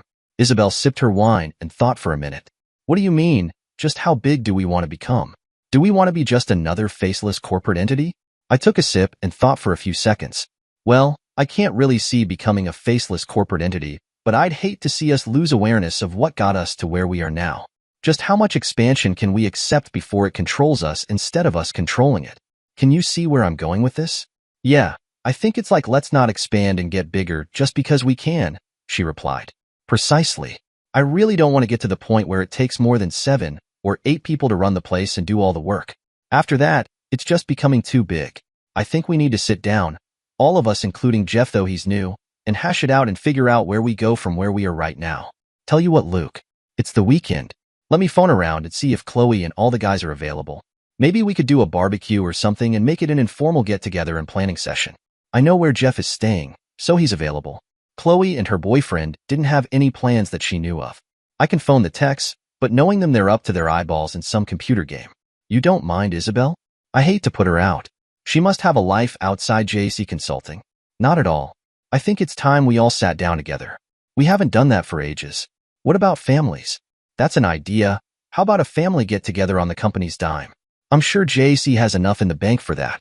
She laughed out loud. I hope so. We haven't spent a nickel except for salaries since you've been gone. You weren't here to need new toys and equipment and your things. I had to laugh back. I was constantly reminded of some of my spending habits. Okay, I'll make the phone calls while you freshen up the wine. What day and time? She asked. How about Sunday around 1 p.m.? Everyone should be finished church if they go, and that gives us the whole afternoon. I was already planning on how many chairs and tables we'd need and what the kids could do while the adults held their meeting. Sunday at 1 o'clock it is, she replied and started calling up her speed dial list on her cell phone. I left her to it and went to find some more wine to put in the fridge. A few minutes later I called out to her, pizza or Chinese? Pizza. Why? That's what we're having for supper. I called the local pizza joint who I'd ordered from numerous times and ordered an extra large deluxe. Over pizza and wine, Isabel and I hashed out the details of the company get-together. We decided on steaks for adults and hot dogs and burgers for the kids. We'd get volunteers to grill since I didn't want to do all the work. We were pretty sure that wouldn't be a problem. I arranged for a kiddie pool and water slide for the younger kids. I'm sure they would have plenty to do. We set aside an hour for the staff meeting before everything went into high gear. I wanted everyone sober and clear-headed for that part of it since decisions would be made that would affect all of us. Isabel left in the early evening, citing a previous engagement. I finished cleaning up and got ready for doing all the outside chores the next day, then relaxed on my deck. I felt like I was missing something, but couldn't quite put a finger on it. Maybe it was just that I'd only been back off the road for a few hours. As it had been for most of my trip, it was an early night. I slept like the proverbial log. The company get-together was a blast. There were about 20 people there of mixed generations. As I had planned, the staff meeting was held in my den/office while all the others were outside having fun. We made a few concrete decisions and postponed a few more. The big one was the contract for the law office. It was decided that Jeff would spearhead the project with input from one of the techs and myself. We tentatively decided is that we would only hire one more tech, preferably with networking experience, when we absolutely needed to. Together, we could handle the current and expected workload. We adjourned to the outside and continued with the fun in G. Davis and, of course, food. I went back to work on the Monday. Within hours, it was like I hadn't been away. Over the next few months, we got busier. The contract with the law office was completed on time and on budget. I gave Jeff and the tech, Mike, bonuses for a job well done. Unbeknown to the staff, I had talked to my accountant about setting up a profit-sharing plan. Payouts would be made at the end of the calendar year and would be based on the length of time they had been with the business during the year. The only one adversely affected this year would be Jeff, but he had received a good bonus for spearheading the law office project. We didn't do too much retail business, so I decided that we could run with a skeleton staff over the Christmas holidays. I planned to work the whole time anyway, so Isabel and Chloe could decide who worked when, and the four techs could figure it out for themselves. I was certain that there wouldn't be a whole lot to do, but we had to have staff available for our customers. Needless to say, the year-end profit-sharing checks which I gave out on December 23rd were a huge surprise and gratefully received. As I told them, they were the reason we were successful, so it was only right they share in the profits. Chloe and Isabel were in tears. The four techs were choked up but managed to hold off on the tears until they were in private. The next months flew by. We were busy and were gradually building our client base.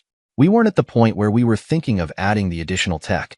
The four techs were able to keep up with the workload without too much overtime. We still kept our regular hours Monday to Friday and closed weekends. My biggest problem was Isabel. I was becoming more and more attracted to her. I made a point of not dating staff, ever, since it could lead to all sorts of unwelcome situations. Other than the odd dinner party, we hadn't actually socialized. I wanted our relationship to go further, but didn't want to jeopardize our friendship. I wasn't sure how to handle it, so I left it for the time being. It was obvious neither of us were going anywhere soon, so I knew where to find her if I ever figured out what course to take. Opportunity rose sooner than I expected. I received a call from Isabel's oldest daughter one Saturday when I was home vegging in front of the tube. They wanted to surprise her for her 55th birthday and needed my help. I told Sophia, her daughter, to come over and we could figure out a plan. She arrived about half an hour later. Over coffee, she talked about the party she and her sister wanted to have. Where I would come in was to keep Isabel occupied so that she wouldn't try to contact her daughters or go visit them until they were ready. I thought of various ways I could do my part, but could come up with nothing at the moment. I had time to figure something out. After discussing the party for a while, Sophia asked, "Luke, you don't date staff. Is that your rule?" Yes, Sophia. I've learned through experience that it could lead to unwanted complications. The reason I ask is, well, it's Mom. She really likes you, as in not liking the boss, but she really likes you as a person. She thinks that you aren't attracted to her. She knows she's no beauty queen. Sophia, I have nothing but respect and admiration for Isabel. Beauty is only skin deep. She has a beauty that can't be bought. Any man would be a fool to not be attracted to the real Isabel. I am, but I also consider her a friend, a good friend. I don't want to take a chance and ruin that. I think I could easily fall for her, and that scares me to death because I'm not sure that would be returned. You know, for a smart man, and you are a smart man, you can be incredibly dense. I don't really know you that well, but I do know my mom. She thinks the world of you, and not just because you hired her at a bad time in her life. You've always respected her and treated her like a person. I think she'd walk over 10 miles of broken glass if you asked her to. I can tell you right now, that ain't gonna happen. I wouldn't ask anyone to walk over 10 miles of broken glass. I sipped at my coffee for a minute then said, so you think that if I wanted to ask her out, like as on a date, she wouldn't have a problem with that? Sophia laughed. Like I said, dense. She'd love it. Our father treated her like shit. Truth be told, me and Emma were glad to see him go, and we're not sorry we've never heard from him. You treat our mom like a real person, valuable for herself and what she contributes. Ask her. She'll jump at it. I was still hesitant. Yeah, but I have this rule. Screw the rule. You said it. You can get rid of it.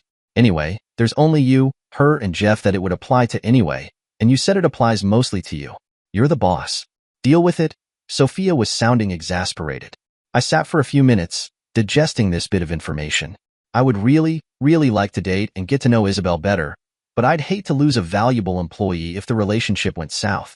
I stated as much to Sophia, who responded as only she could. God, you men, sometimes I think you left your brain in your back pocket when you took your jeans off. Look, let me tell you, my mom would be the most honest, most loving, most trusting person you could ever want. Ask her out. About time you two got a life. Sophia left a little while later. I assured her that I would find a way to keep Isabel out of their hair while they arranged the party. I didn't know what or how, but I'd figure something out. I had a week and a bit. I sat back in my recliner and thought about the conversation with Sophia. Maybe I was being too cautious. I did a few chores and puttered around for a while, putting off calling Isabel. Finally, I decided the hell with it. The worst she could do is shoot me down, though somehow I doubted that would happen. I picked up the phone and called her. Isabel, hi. It's Luke. I felt like a kid asking his soon-to-be girlfriend for a first date. I know, I've got call display, she laughed. I loved that laugh, deep and genuine. Look, what are you doing tomorrow? You have any plans? No, not really. Why? What's come up? I just felt like I need to get out of the house. How would you like to go shopping? Are you serious? You? Shopping? She really laughed this time. Well, a different sort of shopping. I want to look at RVs. I enjoyed it so much that I'm looking at buying one of my own. So what do you say? Want to go shopping? Luke, I'd love to. When? How about I pick you up before lunch? We'll do some lunch and go check out RVs. Perfect. I'll be ready at 11 o'clock. Great. See you then. Dress casual. You never know.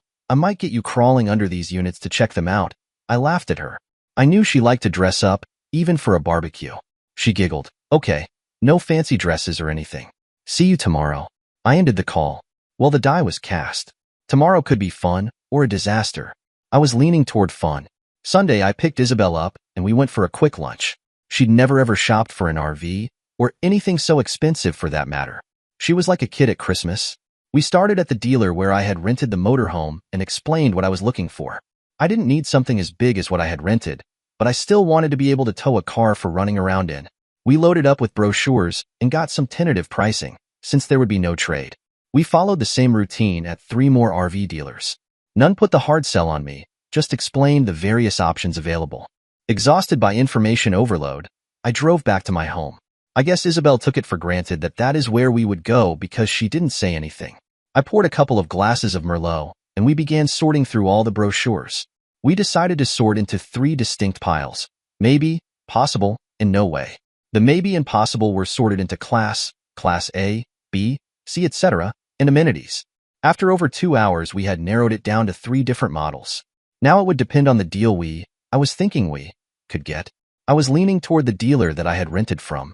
At least they were a known entity. I decided that instead of ordering in as I usually would, I'd cook a simple dinner.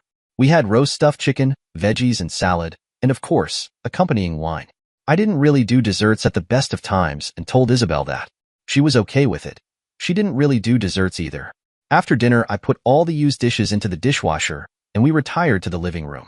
For whatever reason, we ended up side by side on the sofa, instead of me in my recliner as usual. It just felt so natural. Isabel leaned back and sighed contentedly. "Thank you, Luke. It's been a fabulous day. I've never done anything like that and enjoyed every minute of it." "You're more than welcome. I just had to get out of the house and wanted to be with someone I really cared for." "Do you mean that, Luke?" "If you're kidding, I don't think it's funny. I meant every word. You know I have this policy about not dating employees. I've come to realize that either I start asking you out, and the hell with the rules, or fire you. I don't want to fire you. I think you're a wonderful, caring, funny, and smart woman. Any man would be lucky to have you." I spoke softly, holding her hands together in both of mine as I spoke. "Damn you, Luke. I've waited for this for so long." She reached up and pulled my head down for a long, lingering kiss. We came up for air and she continued. "You had better be sure. I'm a one-man woman, and my man better be a one-woman man. We've both been there, and I never, ever want to go that route again." I held her close and whispered, "I've been such a shit. We should have been like this months ago. I wish I'd gone with my heart instead of my head." I kissed her again. "Isabel, I want you. I want to make love with you. I want to screw your brains out. I want that, and I want you to know it's not just a one-night thing. I don't play that game." She pulled me closer. "Luke, please, take me to bed. Make me your woman. I want you so much." I got up from the sofa, took her by the hand, and led her down the hall to the bedroom. The next morning I awoke early. It felt so good, so natural to have Isabel sleeping beside me, gently snoring. We'd made love until the early hours and fell asleep sated. I was aware that our relationship had changed. I hoped for the better. While I didn't want to now lose her as a lover, I didn't want to lose her as an employee and friend either. I got out of bed without disturbing her and went to put on the coffee. We both needed to survive the day since we really didn't get too much sleep last night. I let Isabel sleep while the coffee was brewing and I took a shower. Shower finished, I went into the bedroom where Isabel was just waking up. "Oh, hi. I was having this dream. I dreamt that I spent the entire night making love with a wonderful man. Then I wake up and realize that it wasn't a dream." I leaned over and gave her a kiss. "Well, lover, we have to get to work soon. I'll have to take you home so you can change." She giggled. "You mean I'm not fired? I thought you didn't date employees." I laughed back at her. "We haven't had a date yet. All we did was go shopping. Go have a shower. Fresh towels are on the counter. Coffee is ready when you are." Giggling, she got out of bed and made her way into the bathroom for a shower and her morning ablutions. We made it through the day.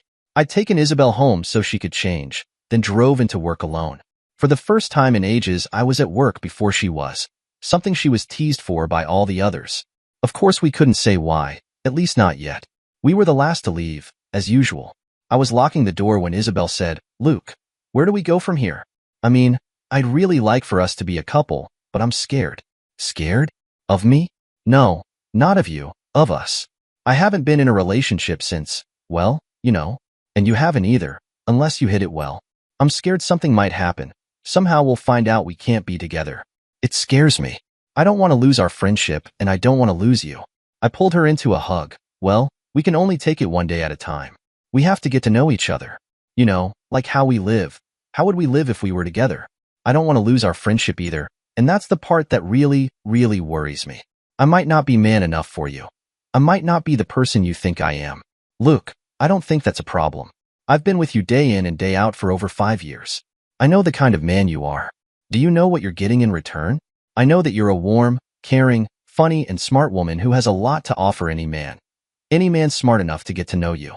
I like to think, that I'm that man." I paused to let my words sink in. "Now, we're out here in the middle of the sidewalk. It's almost dinner time. What do you say to a bite to eat? You're too sensible, you know that. Let's go to my place and I'll see what's in the cupboard." She laughed and slipped out of my arms. "Deal. You lead. I'll follow." We walked over to our vehicles in the parkade and I followed her out.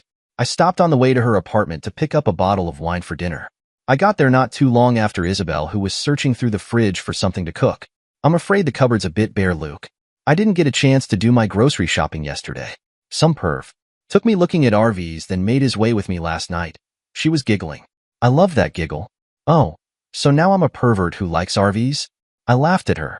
She laughed out loud. "Yeah, and I love it. I love you. She stopped, almost afraid of the implications of what she had said. Yes, I meant it. I do love you, she repeated, quietly, almost in a whisper. Thank God, I replied. I'm glad I'm not the only one that feels that way. I didn't know if I'd ever be able to use those words again. Yes, Isabel, I do love you. She came over and collapsed in my arms, sobbing. I just held her as her emotions poured out, soaking my shirt. I didn't care about that at all. After a while, she pulled back a bit. I'm sorry, Luke.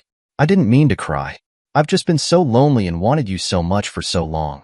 She wiped her eyes on my shirt, since it was already wet from her tears. I was crying for me, for you, for us. She paused. Where do we go from here? What do we do? Well, as a typical man, I'm thinking about some dinner, then we can relax and fill in the blanks. I don't know about your daughters. They may not want us to be a couple since you work for me. I smiled down at her. You men and you stomachs. Okay, how about bacon and eggs? You do the toast. Yes, we do have to fill in the blanks as you say. I think the girls will be happy for me. What about your two? Well, I think they'll be happy. I know I'm still a bit on their shit list for kicking their mother out, but realize that it was her own doing. Actually, if they don't like us being together, I don't really care about their view on it. I think we should just do what we want and let everyone else adapt to it. Together we got our dinner and ate while chatting quietly. It seemed so normal. Isabel took the dirty dishes and put them in the dishwasher.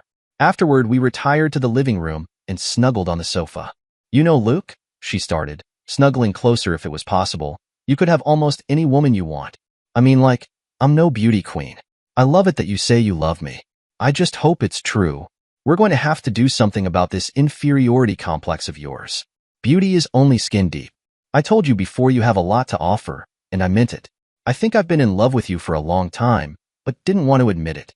All that I went through with Clara was just too fresh, and the hurt too deep. I wasn't sure if I could ever feel this way about someone again. I kissed the top of her head that was snuggled into my chest. Isabel was quiet for quite a while, and I was beginning to think she had dozed off. It felt good just sitting here holding this wonderful woman. Look, I'm so glad you feel that way. I think I've been in love with you since the day you hired me. Nobody had ever treated the way you did, like a valued person. Ask my daughters. Their father treated me like dirt for so long I thought it was natural. I had no self-esteem left. He had ground it out of me. Oh, he never physically abused me, just mentally. Sometimes I think it would have been better if he did beat me. Then I'd have had a reason for being so miserable. She sighed contentedly. That won't happen again as long as I'm around to do something about it. Sophia told me a bit about it just after I hired you. She wanted to make sure that you were hired on merit and not in sympathy. I don't think she believed me at first. It took her and her sister a while to come around. I kissed the top of her head again. Now, I've got to get home. I didn't get a lot of sleep last night for some reason. I laughed and she giggled. I know what you mean. It's all happened so fast I almost think I'm dreaming. She unwrapped herself from my arms and got up. Okay, then dream on this. Where are we going for our first official date, and when? I've got to get going. I'll talk to you in the morning. I stood up, reluctant to leave, but I knew I had to. Look, you can stay, honest, sounding like I shouldn't go. Not if I want to get some sleep. You too. We're not teenagers anymore. We both need to rest up. I laughed as I opened the door. I'd better go before you change my mind. I left her apartment and drove back to my empty house. Well, maybe for not much longer, I thought. I was hardly in the door when the phone rang. It was my daughter, Nora. Where have you been, Dad? I've been calling for hours. Hi, how are you? How am I? Not bad. It's nice to hear from you too. I was at a friend's house having dinner. What's so urgent? Nothing. I hadn't heard from you for a while and was getting worried. She didn't sound all that worried. Maybe she was just checking up on what I was doing. Well, Nora, I do have a life, such as it is. I've met someone and like her a lot. We're getting to know each other, and maybe taking it to the next level. I purposely didn't tell her it was Isabel, since I wasn't sure how the news would be received. Well, it's about bloody time, Dad. You can't stay holed up in that big old house by yourself. Who is it? Do I know her? She actually sounded both relieved and happy. Yeah. I think if I told you who it was you'd know her, but I'm not saying for now. How come, Dad? If I guess her name, will you tell me if I'm right?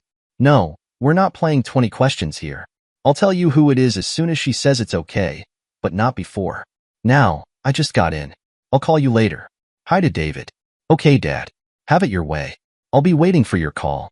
I can't wait to meet your mystery woman. She laughed just before ending the call. Well, so far so good. At least she doesn't think I'm a monk or anything. I went and got my sweats on and plunked myself down in front of the tube. There wasn't much on worth watching, but I left it on for background noise if nothing else. I called Isabel. Hi, sweetie. Just calling to say goodnight. Hi, I was just thinking of you and wishing you were here. But I know we both need some rest, she giggled. My thinking exactly. I got a phone call from Nora a few minutes ago. I told her about us. Well, me and a mystery woman. Oh, and how did that go? Well, I told her I met someone that I really cared for, but wouldn't give her your name until you said it was okay. She's probably driving David crazy trying to figure out who it is. She's okay with it though. Told me, and I quote, "It's about bloody time," unquote. Why didn't you say it was me? I'm okay with it. I wasn't sure. I didn't know how public you want us to become. For me, I don't care, but I don't want you hurt in any way. Damn you, Luke. Use your head. Of course I want everyone to know. Like you told me, if they don't like it they'll just have to adjust. She was sounding both annoyed and amused. Yeah, I vaguely recall making some comment like that. I tried, unsuccessfully, to sound apologetic, but I refused to put a notice in the paper or post it on a billboard or anything. I laughed. She giggled. I think that would be taking it a bit far. I'm going to bed, honey. Talk to you tomorrow. Love you. Love you too. Sleep tight. I ended the call and shut off the TV. I was exhausted. It had been a wild couple of days. The next day, Sophia called me. Luke, this party. We need you to deliver Mom at exactly 7 p.m. a week from Wednesday. Do you think you can arrange for that? I think so. Can I ask why exactly 7 o'clock? Only if you don't tell her. Me and Emma and our hubbies went together and bought her a new car. The thing is that it won't arrive until Tuesday and they need Wednesday to prep. The owner said he'd deliver it at 5 o'clock Wednesday night and we want time to add some stuff to it. So we need her at 7 o'clock, not before. Okay, and this is at your place? Right. Everyone but you two will be here earlier. My lips are sealed. 7 o'clock on the dot a week Wednesday. I'll figure something out. Thanks, Luke. I knew I could count on you. She ended the call and I sat back wondering how on earth I'd put one past Isabel. It would take a bit of planning. The rest of the week flew by. We didn't really get much of a chance to get together. She had decided for our first official date that we would go to dinner then attend a jazz concert. I'm more of a R&B and oldies rock and roll person, but jazz is okay. And we would be together. I made arrangements with the RV dealer that we had agreed on to have the unit ready by Sunday. He was more than happy to accommodate us. I picked up Isabel early Saturday evening. We had an early dinner date since we didn't want to miss any of the concert. When she opened the door to her apartment I teased, "Sorry to disturb you. I thought Isabel lived here." She laughed and punched my arm. "You're being silly. Come in. I'll just be a minute." "No, I'm serious. I didn't recognize you without your working clothes on." I laughed. To my eyes she looked fabulous. She gathered her things together, and we walked out to my car. "You look great," I said, meaning every word of it. "Well, thank you. You clean up pretty good too. I hope it's a great evening." I opened the door for her to get in and walked around to the driver's side. As soon as I was settled, she moved over to sit in the middle of the seat, pressing her side up against me. It was hard, but I managed to get us to the restaurant without killing anyone. Actually, it was more than a restaurant. It was a dining room with all the usual accoutrements. A uniformed matron showed us to our table. The wine steward followed shortly afterward. We must have had at least 5 different people serving our table. I ordered a nice bottle of wine, remembering that Isabel preferred white. The server asked if we had questions. It all looked so good on the menu it was a hard choice. I asked, "Well, it all looks perfectly delicious. Do you have anything you personally recommend?" "Of course, sir. My name is Frederick. My personal favorite is the pork medallions in wine sauce. If you wish beef, then of course you can't go wrong with the filet mignon. If you wish, I'll give you a few moments." I thanked him, and he moved off to another table. "Well, Isabel, what do you think? It all looks perfectly wonderful. I'm going to go with the medallions." "I agree. It all looks so good. You know, I've never had a filet mignon. I'm going with that." I waved to Frederick, who came over as soon as he was able. "Frederick, we're going to go with your suggestions. The lady will have the 6-ounce filet, medium well, and I'll have the pork medallions." "Very good choices, madam, sir. I'll place your order immediately." "Thank you, Frederick. There is no hurry. We want to thoroughly enjoy the experience. And so you shall. I will make sure of it." The meal lived up to and exceeded our expectations. True to his word, Frederick made sure that we were well looked after. His assistants always seemed to appear at the right time. And of course he checked to make sure everything was going well. I ensured a generous tip as we left for the concert. The concert was the icing on the cake for the evening. The band, well, I guess they were an ensemble, Played quite a few of the old standards as well as a lot of their new material that had just been released to the market. I made sure to buy a couple of their CDs as we left. The music would be a good reminder of our first official date. I didn't want the evening to end. Apparently neither did Isabel. She suggested we go to a small nightclub not too far from where she lived. We could have a quiet drink and maybe dance a bit. I was all for it. The nightclub wasn't all that busy for a Saturday, at least what I expected. Then I realized that it might be the music. They were playing big band era music like Goodman, Miller, etc. I later learned that Saturday wasn't their big night. Surprisingly, it was Wednesday. Something to do with the age of their usual clientele, I suspected. At least we could hear ourselves talk, and the music was great to dance to. It was the perfect end to a great evening. Isabel made it quite evident that she was coming to my house for the night and had me stop at her apartment so she could pick up a small overnight bag she had already packed. I pulled into my garage, and we went into the house. Isabel took her bag into the bedroom and came back a few minutes later in something more comfortable, as she put it, a nice pink nightgown and matching housecoat. I had to laugh at her fuzzy slippers. She sat down on the sofa and I handed her a glass of Chardonnay I had chilling in the fridge. I think I'm overdressed. I'll just slip into something more comfortable too. I quickly changed and joined her on the sofa. Isabel, sweetheart. The evening. It went so well it feels almost like it's some kind of dream. I leaned over and gave her a soft kiss. I agree. I've never had a night like it, ever. It is, more than I ever expected. Look, thank you. Thank you so much. You make me feel so special. She cuddled closer, and I put my arm around her shoulders. You were special. I had a great evening with a great person.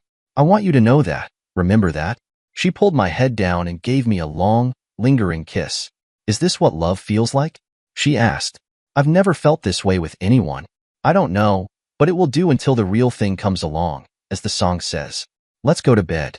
I want to make long, passionate love with you, all night long. We don't have to get up till noon, at the earliest. Why noon? She moaned into my mouth. We have to go pick up the new motorhome tomorrow. Somebody has to drive the car back home. She sat upright. Look, did you really? Which one? Tomorrow. I'll show you tomorrow. I gave her a kiss and pulled her to her feet. Arms around each other, we walked down the hall to the bedroom. I woke up sometime around 10:30 to the delicious smell of fresh coffee. Isabel wasn't in bed with me, so it was evident that she had put the coffee on. I heard voices in the kitchen and wondered who on earth would be visiting Sunday morning. I did my usual morning bathroom things, put on a robe and headed to the kitchen. Nora and David were sitting at the table with Isabel. I guess she just couldn't wait to find out who the mystery woman was. Isabel got up from the table and gave me a nice good morning kiss before getting me a coffee. Nora was smiling, as was David. Well, Dad, I guess we know who the mystery woman is. Good for you both. Just had to spy on the old man, I laughed. Yes, the mystery woman is Isabel, as you well know already. What are you two doing barging in here in middle of a Sunday morning? Actually, we stopped by to borrow one of your tools. I don't have my keys yet, so we rang the bell. Guess you slept through that part, huh, Dad? She giggled. Anyway, Isabel answered the door. She put the coffee on, and we've been sitting here waiting for you to get up. We chatted over coffee. After a while, Isabel left to get dressed. She came back into the kitchen, and she and Nora got busy making brunch. It seemed so natural that it was almost scary. I almost had to pinch myself to make sure it was really happening. While they got brunch together, I had a quick shower and got dressed. David wanted to borrow my scroll saw for a small project he was working on. David, I said, you're my son-in-law. You're welcome to anything I have that you need. All I ask is that anything you borrow gets returned. Just leave a note on the table if you came to borrow something when I'm not here. I handed him a full set of keys to the house. These are for you and Nora. Feel free to use them. Thanks, Dad. This will mean a lot to Nora. She feels sort of locked out of your life ever since, well, you know, Clara. He patted me on the shoulder, then shook my hand. Come on, let's load this up and go have brunch. We loaded the saw and its attachments into his car and headed in for a delicious brunch. We finished and Isabel and I loaded the dishwasher. Now that you guys have keys, you can let yourselves out. Isabel and I have an errand to run. Nora looked at Isabel. On a Sunday? Yeah, so he says. Actually, we're picking up a motorhome. He needs somebody to drive the car back here and I got elected. She laughed. I'm really looking forward to it. We went shopping last week and must have picked up 2 trees worth of brochures. I didn't realize there was so much involved in RVs. Nora looked over at me. A motorhome, Dad? What kind? How big? You, along with Isabel, will just have to wait. You guys a bit longer. If you want to hang out here, we should be back in an hour or so. Then you can come and drool, I laughed as Isabel and I went into the garage and got into the car to drive to the RV dealer. For the life of me, I can't understand why they need an hour's worth of paperwork to complete a simple purchase. Sure, it was a larger purchase than usual given the price of the thing, but there was no financing or any of that to deal with. Thankfully, the sales guy didn't try any upselling. That might have aggravated me more than I already was with all the paperwork. Finally, we finished and did our orientation. I was sure it would take me quite a while before I could operate everything without referring to a manual. I felt like I was learning how to fly an airplane. Since they were a full-service dealership, I was able to have license plates put on and get the thing registered all at the same time. I'd already arranged for BCA coverage, since they insured almost everything else I owned. Finally, we were able to leave the dealership and get back to the house. I had no problem. This one was a bit smaller than the one I had rented, and it didn't have the tow on it yet. Isabel had approved of my choice. It was one of the top ones on her probable list. To my surprise, Nora and David were still there, waiting for us. They oohed and awed over the new addition. David was especially impressed with some of the advanced technology. They didn't know it. Well, nobody did, but I was going to make it available for all my staff and families. All they would have to do is buy fuel. It was a large expenditure, and I couldn't see it sitting idle in storage for months at a time. After duly appreciating the new toy, Nora and David left us to our own devices. Isabel took more time going through it now, checking cupboards, closets, and the like. I was happy to sit in the cockpit, yes, they call it a cockpit, and read through some of the manuals. Then I got an idea. A test drive. Wednesday. It would be perfect. I'd get Isabel to come over after work, and Wednesday we'd do a test drive and take it over to show Sophia and all the rest of them. I finally got Isabel out of the thing and drove it around back. I had a spot in the backyard I could park it temporarily. We settled on the back patio with a glass of wine. As I said before, it felt so natural sitting with her. I realized that I had been missing this type of companionship for quite some time, even before my divorce. Isabel began giggling. I asked her what that was all about, and she giggled louder. Luke, just to piss of your ex, we should drive the motorhome down to where she's living now. God, you're evil. Why would you want to do that? I didn't think you were that kind of vindictive person, I answered. I'm not, really. But I'd love to see the look on her face when she saw what she had lost out on just for a sex and smooth talk. Honestly, I'm glad I'm with you and she's not, but I'd like to rub her face in it. She was an idiot for letting you go, she giggled, then became quiet. I'm so glad she was an idiot. Well, that ship sailed a long time ago. But look at it this way. If you guys at the store hadn't nagged me about taking a holiday after the divorce was final, this, and we, may not have happened. I still look back and think of all those wasted years and realize that, if nothing else, we brought a couple of great kids into the world. She was a good mother. I have to give her that. And you, with your two. You must have had the patience of a saint dealing with your ex and bringing up two very nice young women. Thank you, Luke. I think you, of all the men I know, can relate to just how hard it was. Growing up without love could be tough. At least my girls had that for me. I think their father just saw them as an unneeded and unwanted distraction. I heard her sigh contentedly. It was as if we were already married, yet we hadn't discussed any of that yet. Isabel, have you talked to your girls about us? I was curious to hear what their reaction might be. No, I'm supposed to see Sophia sometime this week. Emma too if I can swing it. I see that Nora is okay with us. What will Ryan think? He'll be fine. Actually, I was more worried about Nora since she and I never saw eye to eye very much when they were growing up. The two of them thought their mother walked on water. I just brought home the money.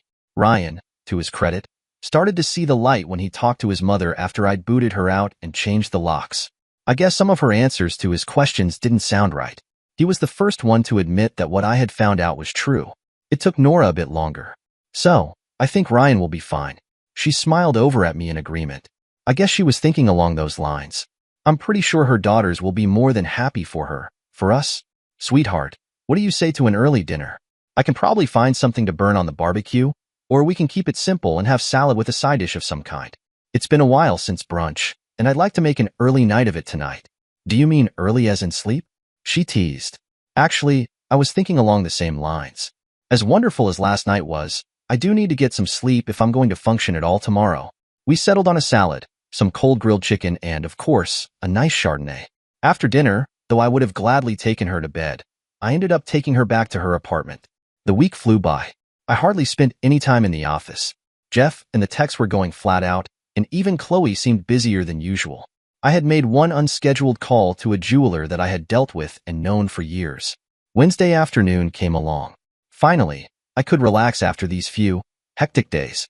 Isabel poked her head in the door of my office. Wow, that's quite a week so far. What are we doing for dinner? Tell you what, let's just go to the diner and have a quick supper and take the motorhome for a test drive. I've been waiting all week to do that. It will be a perfect way to wind down. That sounds great. Why don't you pick me up at my apartment in about 30 minutes? It'll give me a chance to change, then we can go to your place and pick up Maxine and do a test drive. Maxine? I asked. This was a new one. Yes, I named your motorhome Maxine. She'll be smart, clever, and funny just like the cartoons. She laughed. I groaned. What is with you women naming everything? I thought motorhome pretty much had it covered. Spoil sport. Isabel laughed as she left to go home and change. I took a quick walk through the store to make sure everything was secure, then headed for home. Isabel was waiting on the sidewalk in front of her apartment block when I arrived. That was quick, I remarked, not even 20 minutes. Isabel was dressed in a casual blouse and casual slacks. She carried only her purse and a light sweater. 15. I've been waiting for 5 minutes, she laughed. Let's get going. This woman needs to be fed. I headed toward my place and parked the car in the garage. I'll just be a couple of minutes. Make yourself at home, I told Isabel, hoping that at some time in the future it would be permanent. 10 minutes later, we were climbing into Maxine and heading toward town. We headed to a small diner that we both knew from previous experience served great food. We were seated, and the nice young server took our order. We relaxed over coffee, since I was driving, and just chatted, happy in each other's company. Dinner was over about an hour later. I still had to kill an hour before arriving at Sophia's place. We climbed into the motorhome and just started driving around town, getting used to the handling of a fairly large motorhome instead of a car. Isabel was having a blast. She couldn't believe how much she could see from the captain's chair in the cockpit. I kept my eye on the clock as we drove around, planning on ending up in front of Sophia's at 7 o'clock without seeming to have planned it. At 6:59, I parked at the curb opposite Sophia's place. What do you think? Will Sophia and her better half want to take a gander at Maxine? Did you know we were going here? She asked, somewhat suspicious. Not at all, until I realized that they lived somewhere up here, and I figured we could get a coffee out of them, at least. I tried to sound convincing, but don't know if I succeeded. Uh-huh, replied Isabel. I'm sure she wasn't convinced but had no evidence to the contrary. She just stepped out of the motorhome when the front door of Sophia's house opened and Sophia, Emma, their husbands and assorted grandkids came running out screaming, surprise. She took a second to look back and give me a dirty look, then was swept up in all the hugs and wishes from her family. I followed her out of the motorhome and locked it up. Sophia and Emma gave me welcoming hugs and introduced their husbands, Mike and Dave. The kids were still ganging up on Grandma. We adults were more or less being ignored, so we headed into the house. Sophia had everything set up on the deck. We were told to help ourselves to refreshments. The new car they had purchased for Isabel was sitting in the middle of the lawn with a sign that read Happy Birthday Grandma and a huge red bow fastened on top of the roof. We stood around, sipping on a beverage, waiting for the kids to drag Grandma through the house to her birthday surprise. We could hear them before seeing them. The kids were almost beside themselves with excitement. The look on Isabel's face when she saw the car was priceless. It went from wonder to shock to amazement in seconds, and then she began to cry. She let herself be pulled down to see her new wheels by the grandkids, who were still giddy with excitement. A beautiful magenta Toyota Avalon. Of course it wasn't licensed yet, but she could transfer the plates off her old car. I can't believe this, Isabel was crying as she walked slowly around the car. We had all moved down to help her enjoy the moment. You, all of you, shouldn't have done this. It's far too much, too much. Grandma, you have to sit in it.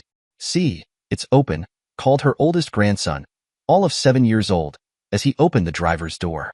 Isabel dutifully sat in the driver's seat and looked around her new ride. Cards and well wishes covered almost every surface. I can't believe this, it's too much, she continued to cry. She got out of the car and began delivering hugs to everyone. Saving me for last, you bugger. You knew, didn't you? Well, sort of. I was told to deliver you to the house at 7 p.m. precisely. I think we might have been a minute early. I laughed. Blame Sophia. She set it all up. We adjourned to the deck where Isabel cut the cake while Sophia and Emma added ice cream and handed plates to all of us. Except for me, it was all family. Some friends and neighbors would be arriving a bit later. It was going to be a huge 55th birthday party for a wonderful woman. The friends and neighbors showed up and more cake and ice cream were served. Many had brought their own chairs, so everyone had somewhere to sit. Except for my staff, who were all present. Most of the people didn't know me. Oh, they knew about me being Isabel's employer, but had never met me. I enjoyed getting to know them and be known by them. About an hour after everyone had arrived and had their cake, I stood up. Ladies and gentlemen, I know that this is Isabel's birthday party. I have a few things I'd like to say, but before that, let's give Sophia and Emma a big hand for arranging this surprise. A loud, long round of applause rang out, and then I continued. This bit is for all the staff. You've all seen that huge bus out there. Well, that's my new toy. The staff all know about my little adventure after my divorce.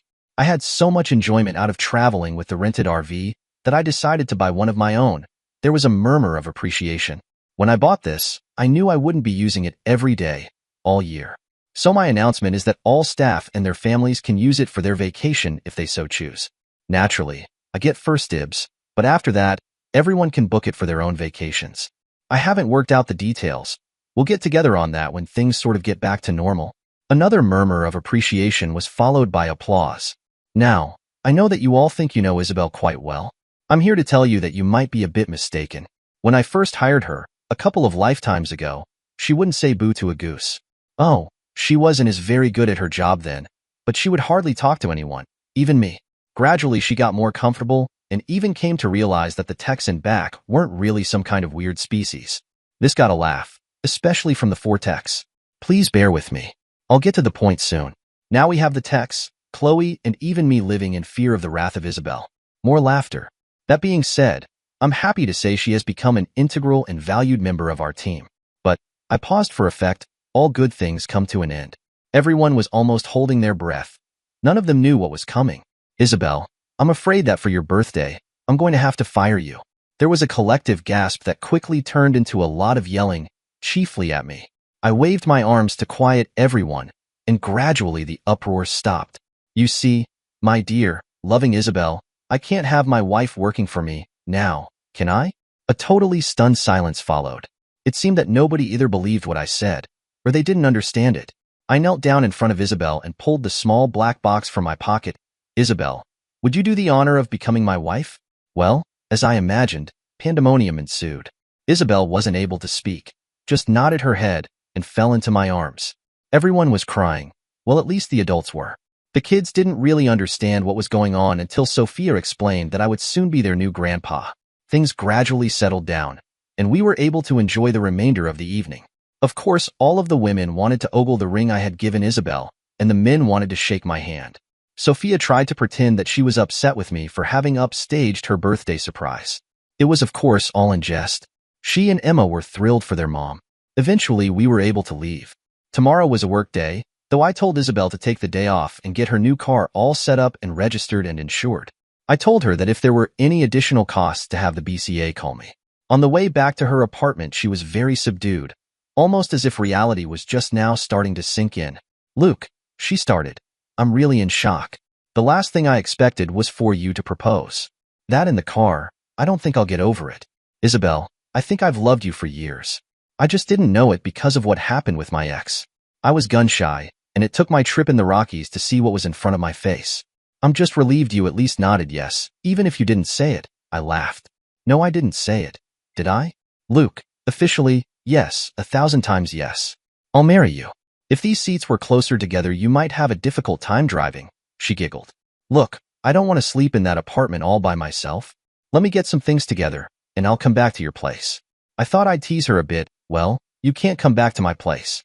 Her face fell, not really understanding what I was saying. Sweetheart, it's our place, not just mine. I know we're not married yet, but that's just a formality. You can move your stuff whenever you want. You can sublease the apartment or buy out the remainder of the lease. It's up to you. Damn you, Luke. You're gonna tease me to death one of these days, she laughed. Wait here while I pack a bag. We can get the rest of it some other time. She was back in the motorhome in 15 minutes, pulling a fair-sized bag behind her. I thought I could start filling up my side of the closet, she giggled. Whatever you want, sweetheart. Let's go home. I started up the motorhome and drove towards the house. Luke, did I ever tell you your wife, ex-wife, was an idiot? I think you mentioned it once. I hope that's not what you're thinking you are. I knew it wasn't, and she had told me that once before. Of course not. I think I'm the luckiest woman on the planet right now. It's like a dream I don't want to wake up from. She sighed contentedly and was quiet the remainder of the drive to the house. I drove into the backyard where we were temporarily parking Maxine. After parking the beast and making sure everything was secure, I carried Isabel's suitcase to the house. She waited on the deck while I went around to the front so I could open the patio doors from inside. I found her on a chaise lounge, curled up in a ball and crying. "Isabel, sweetheart, what's the matter? Are you okay?" I couldn't keep the worry from my voice.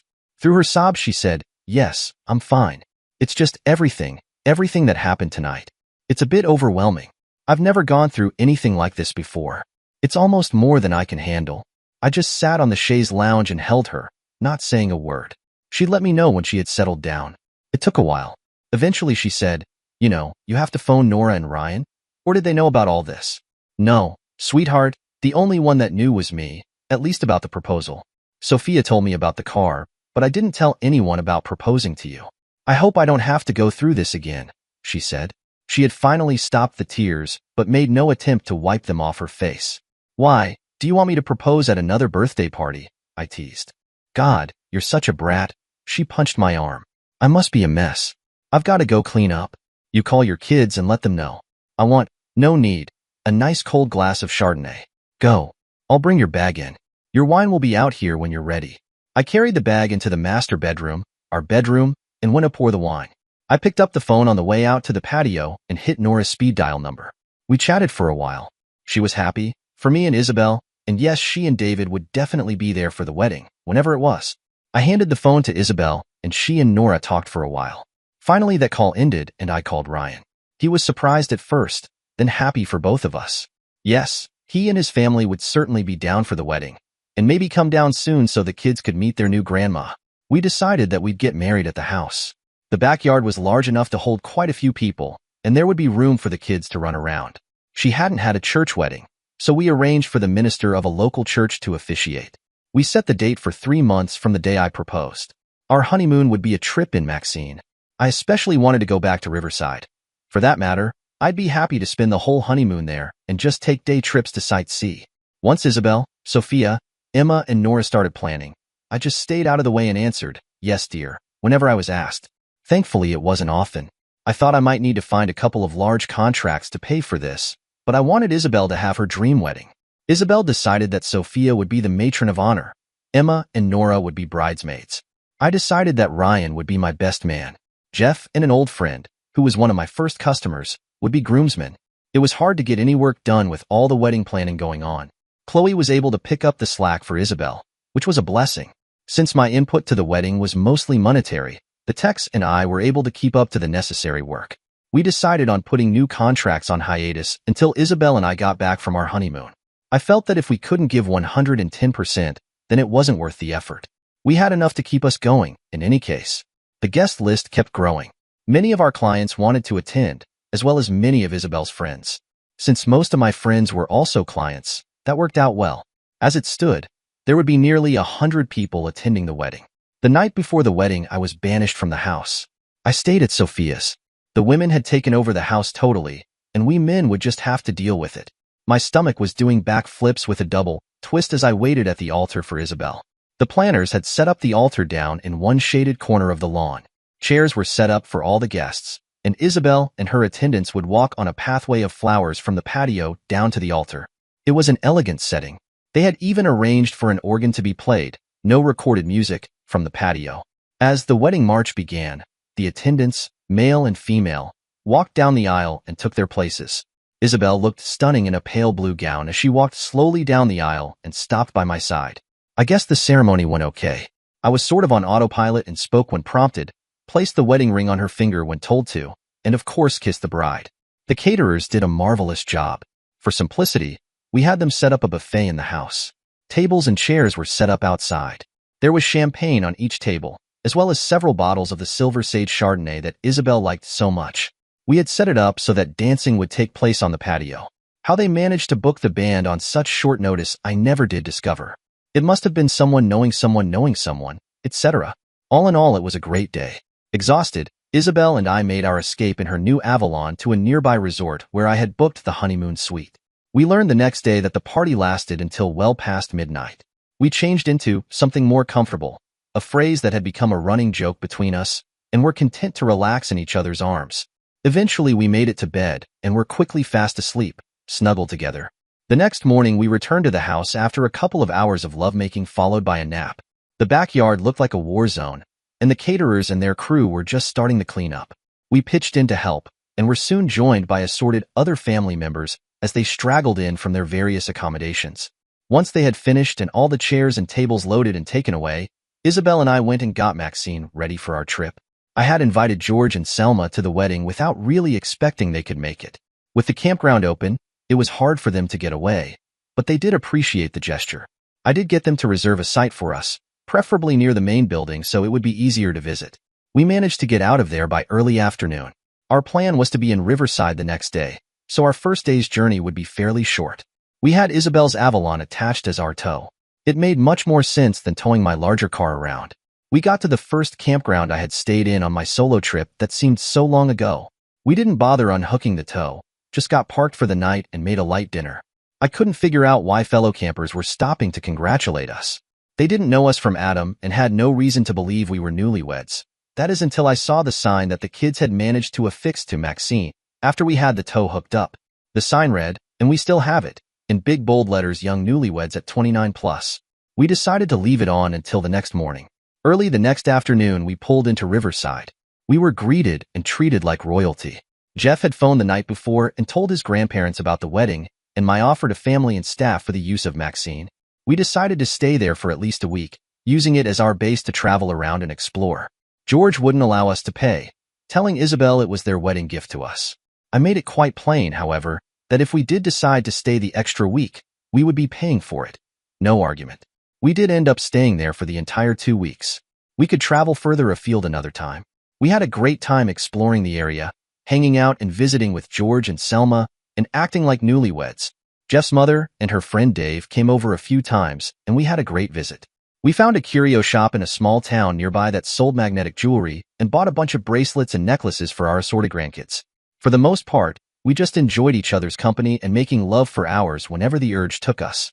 The 2 weeks was up before we knew it, and it was back to Kent, back to work, and back to start our new lives. Dear listeners, please share your thoughts in the comments section below, and don't forget to like, share, and subscribe.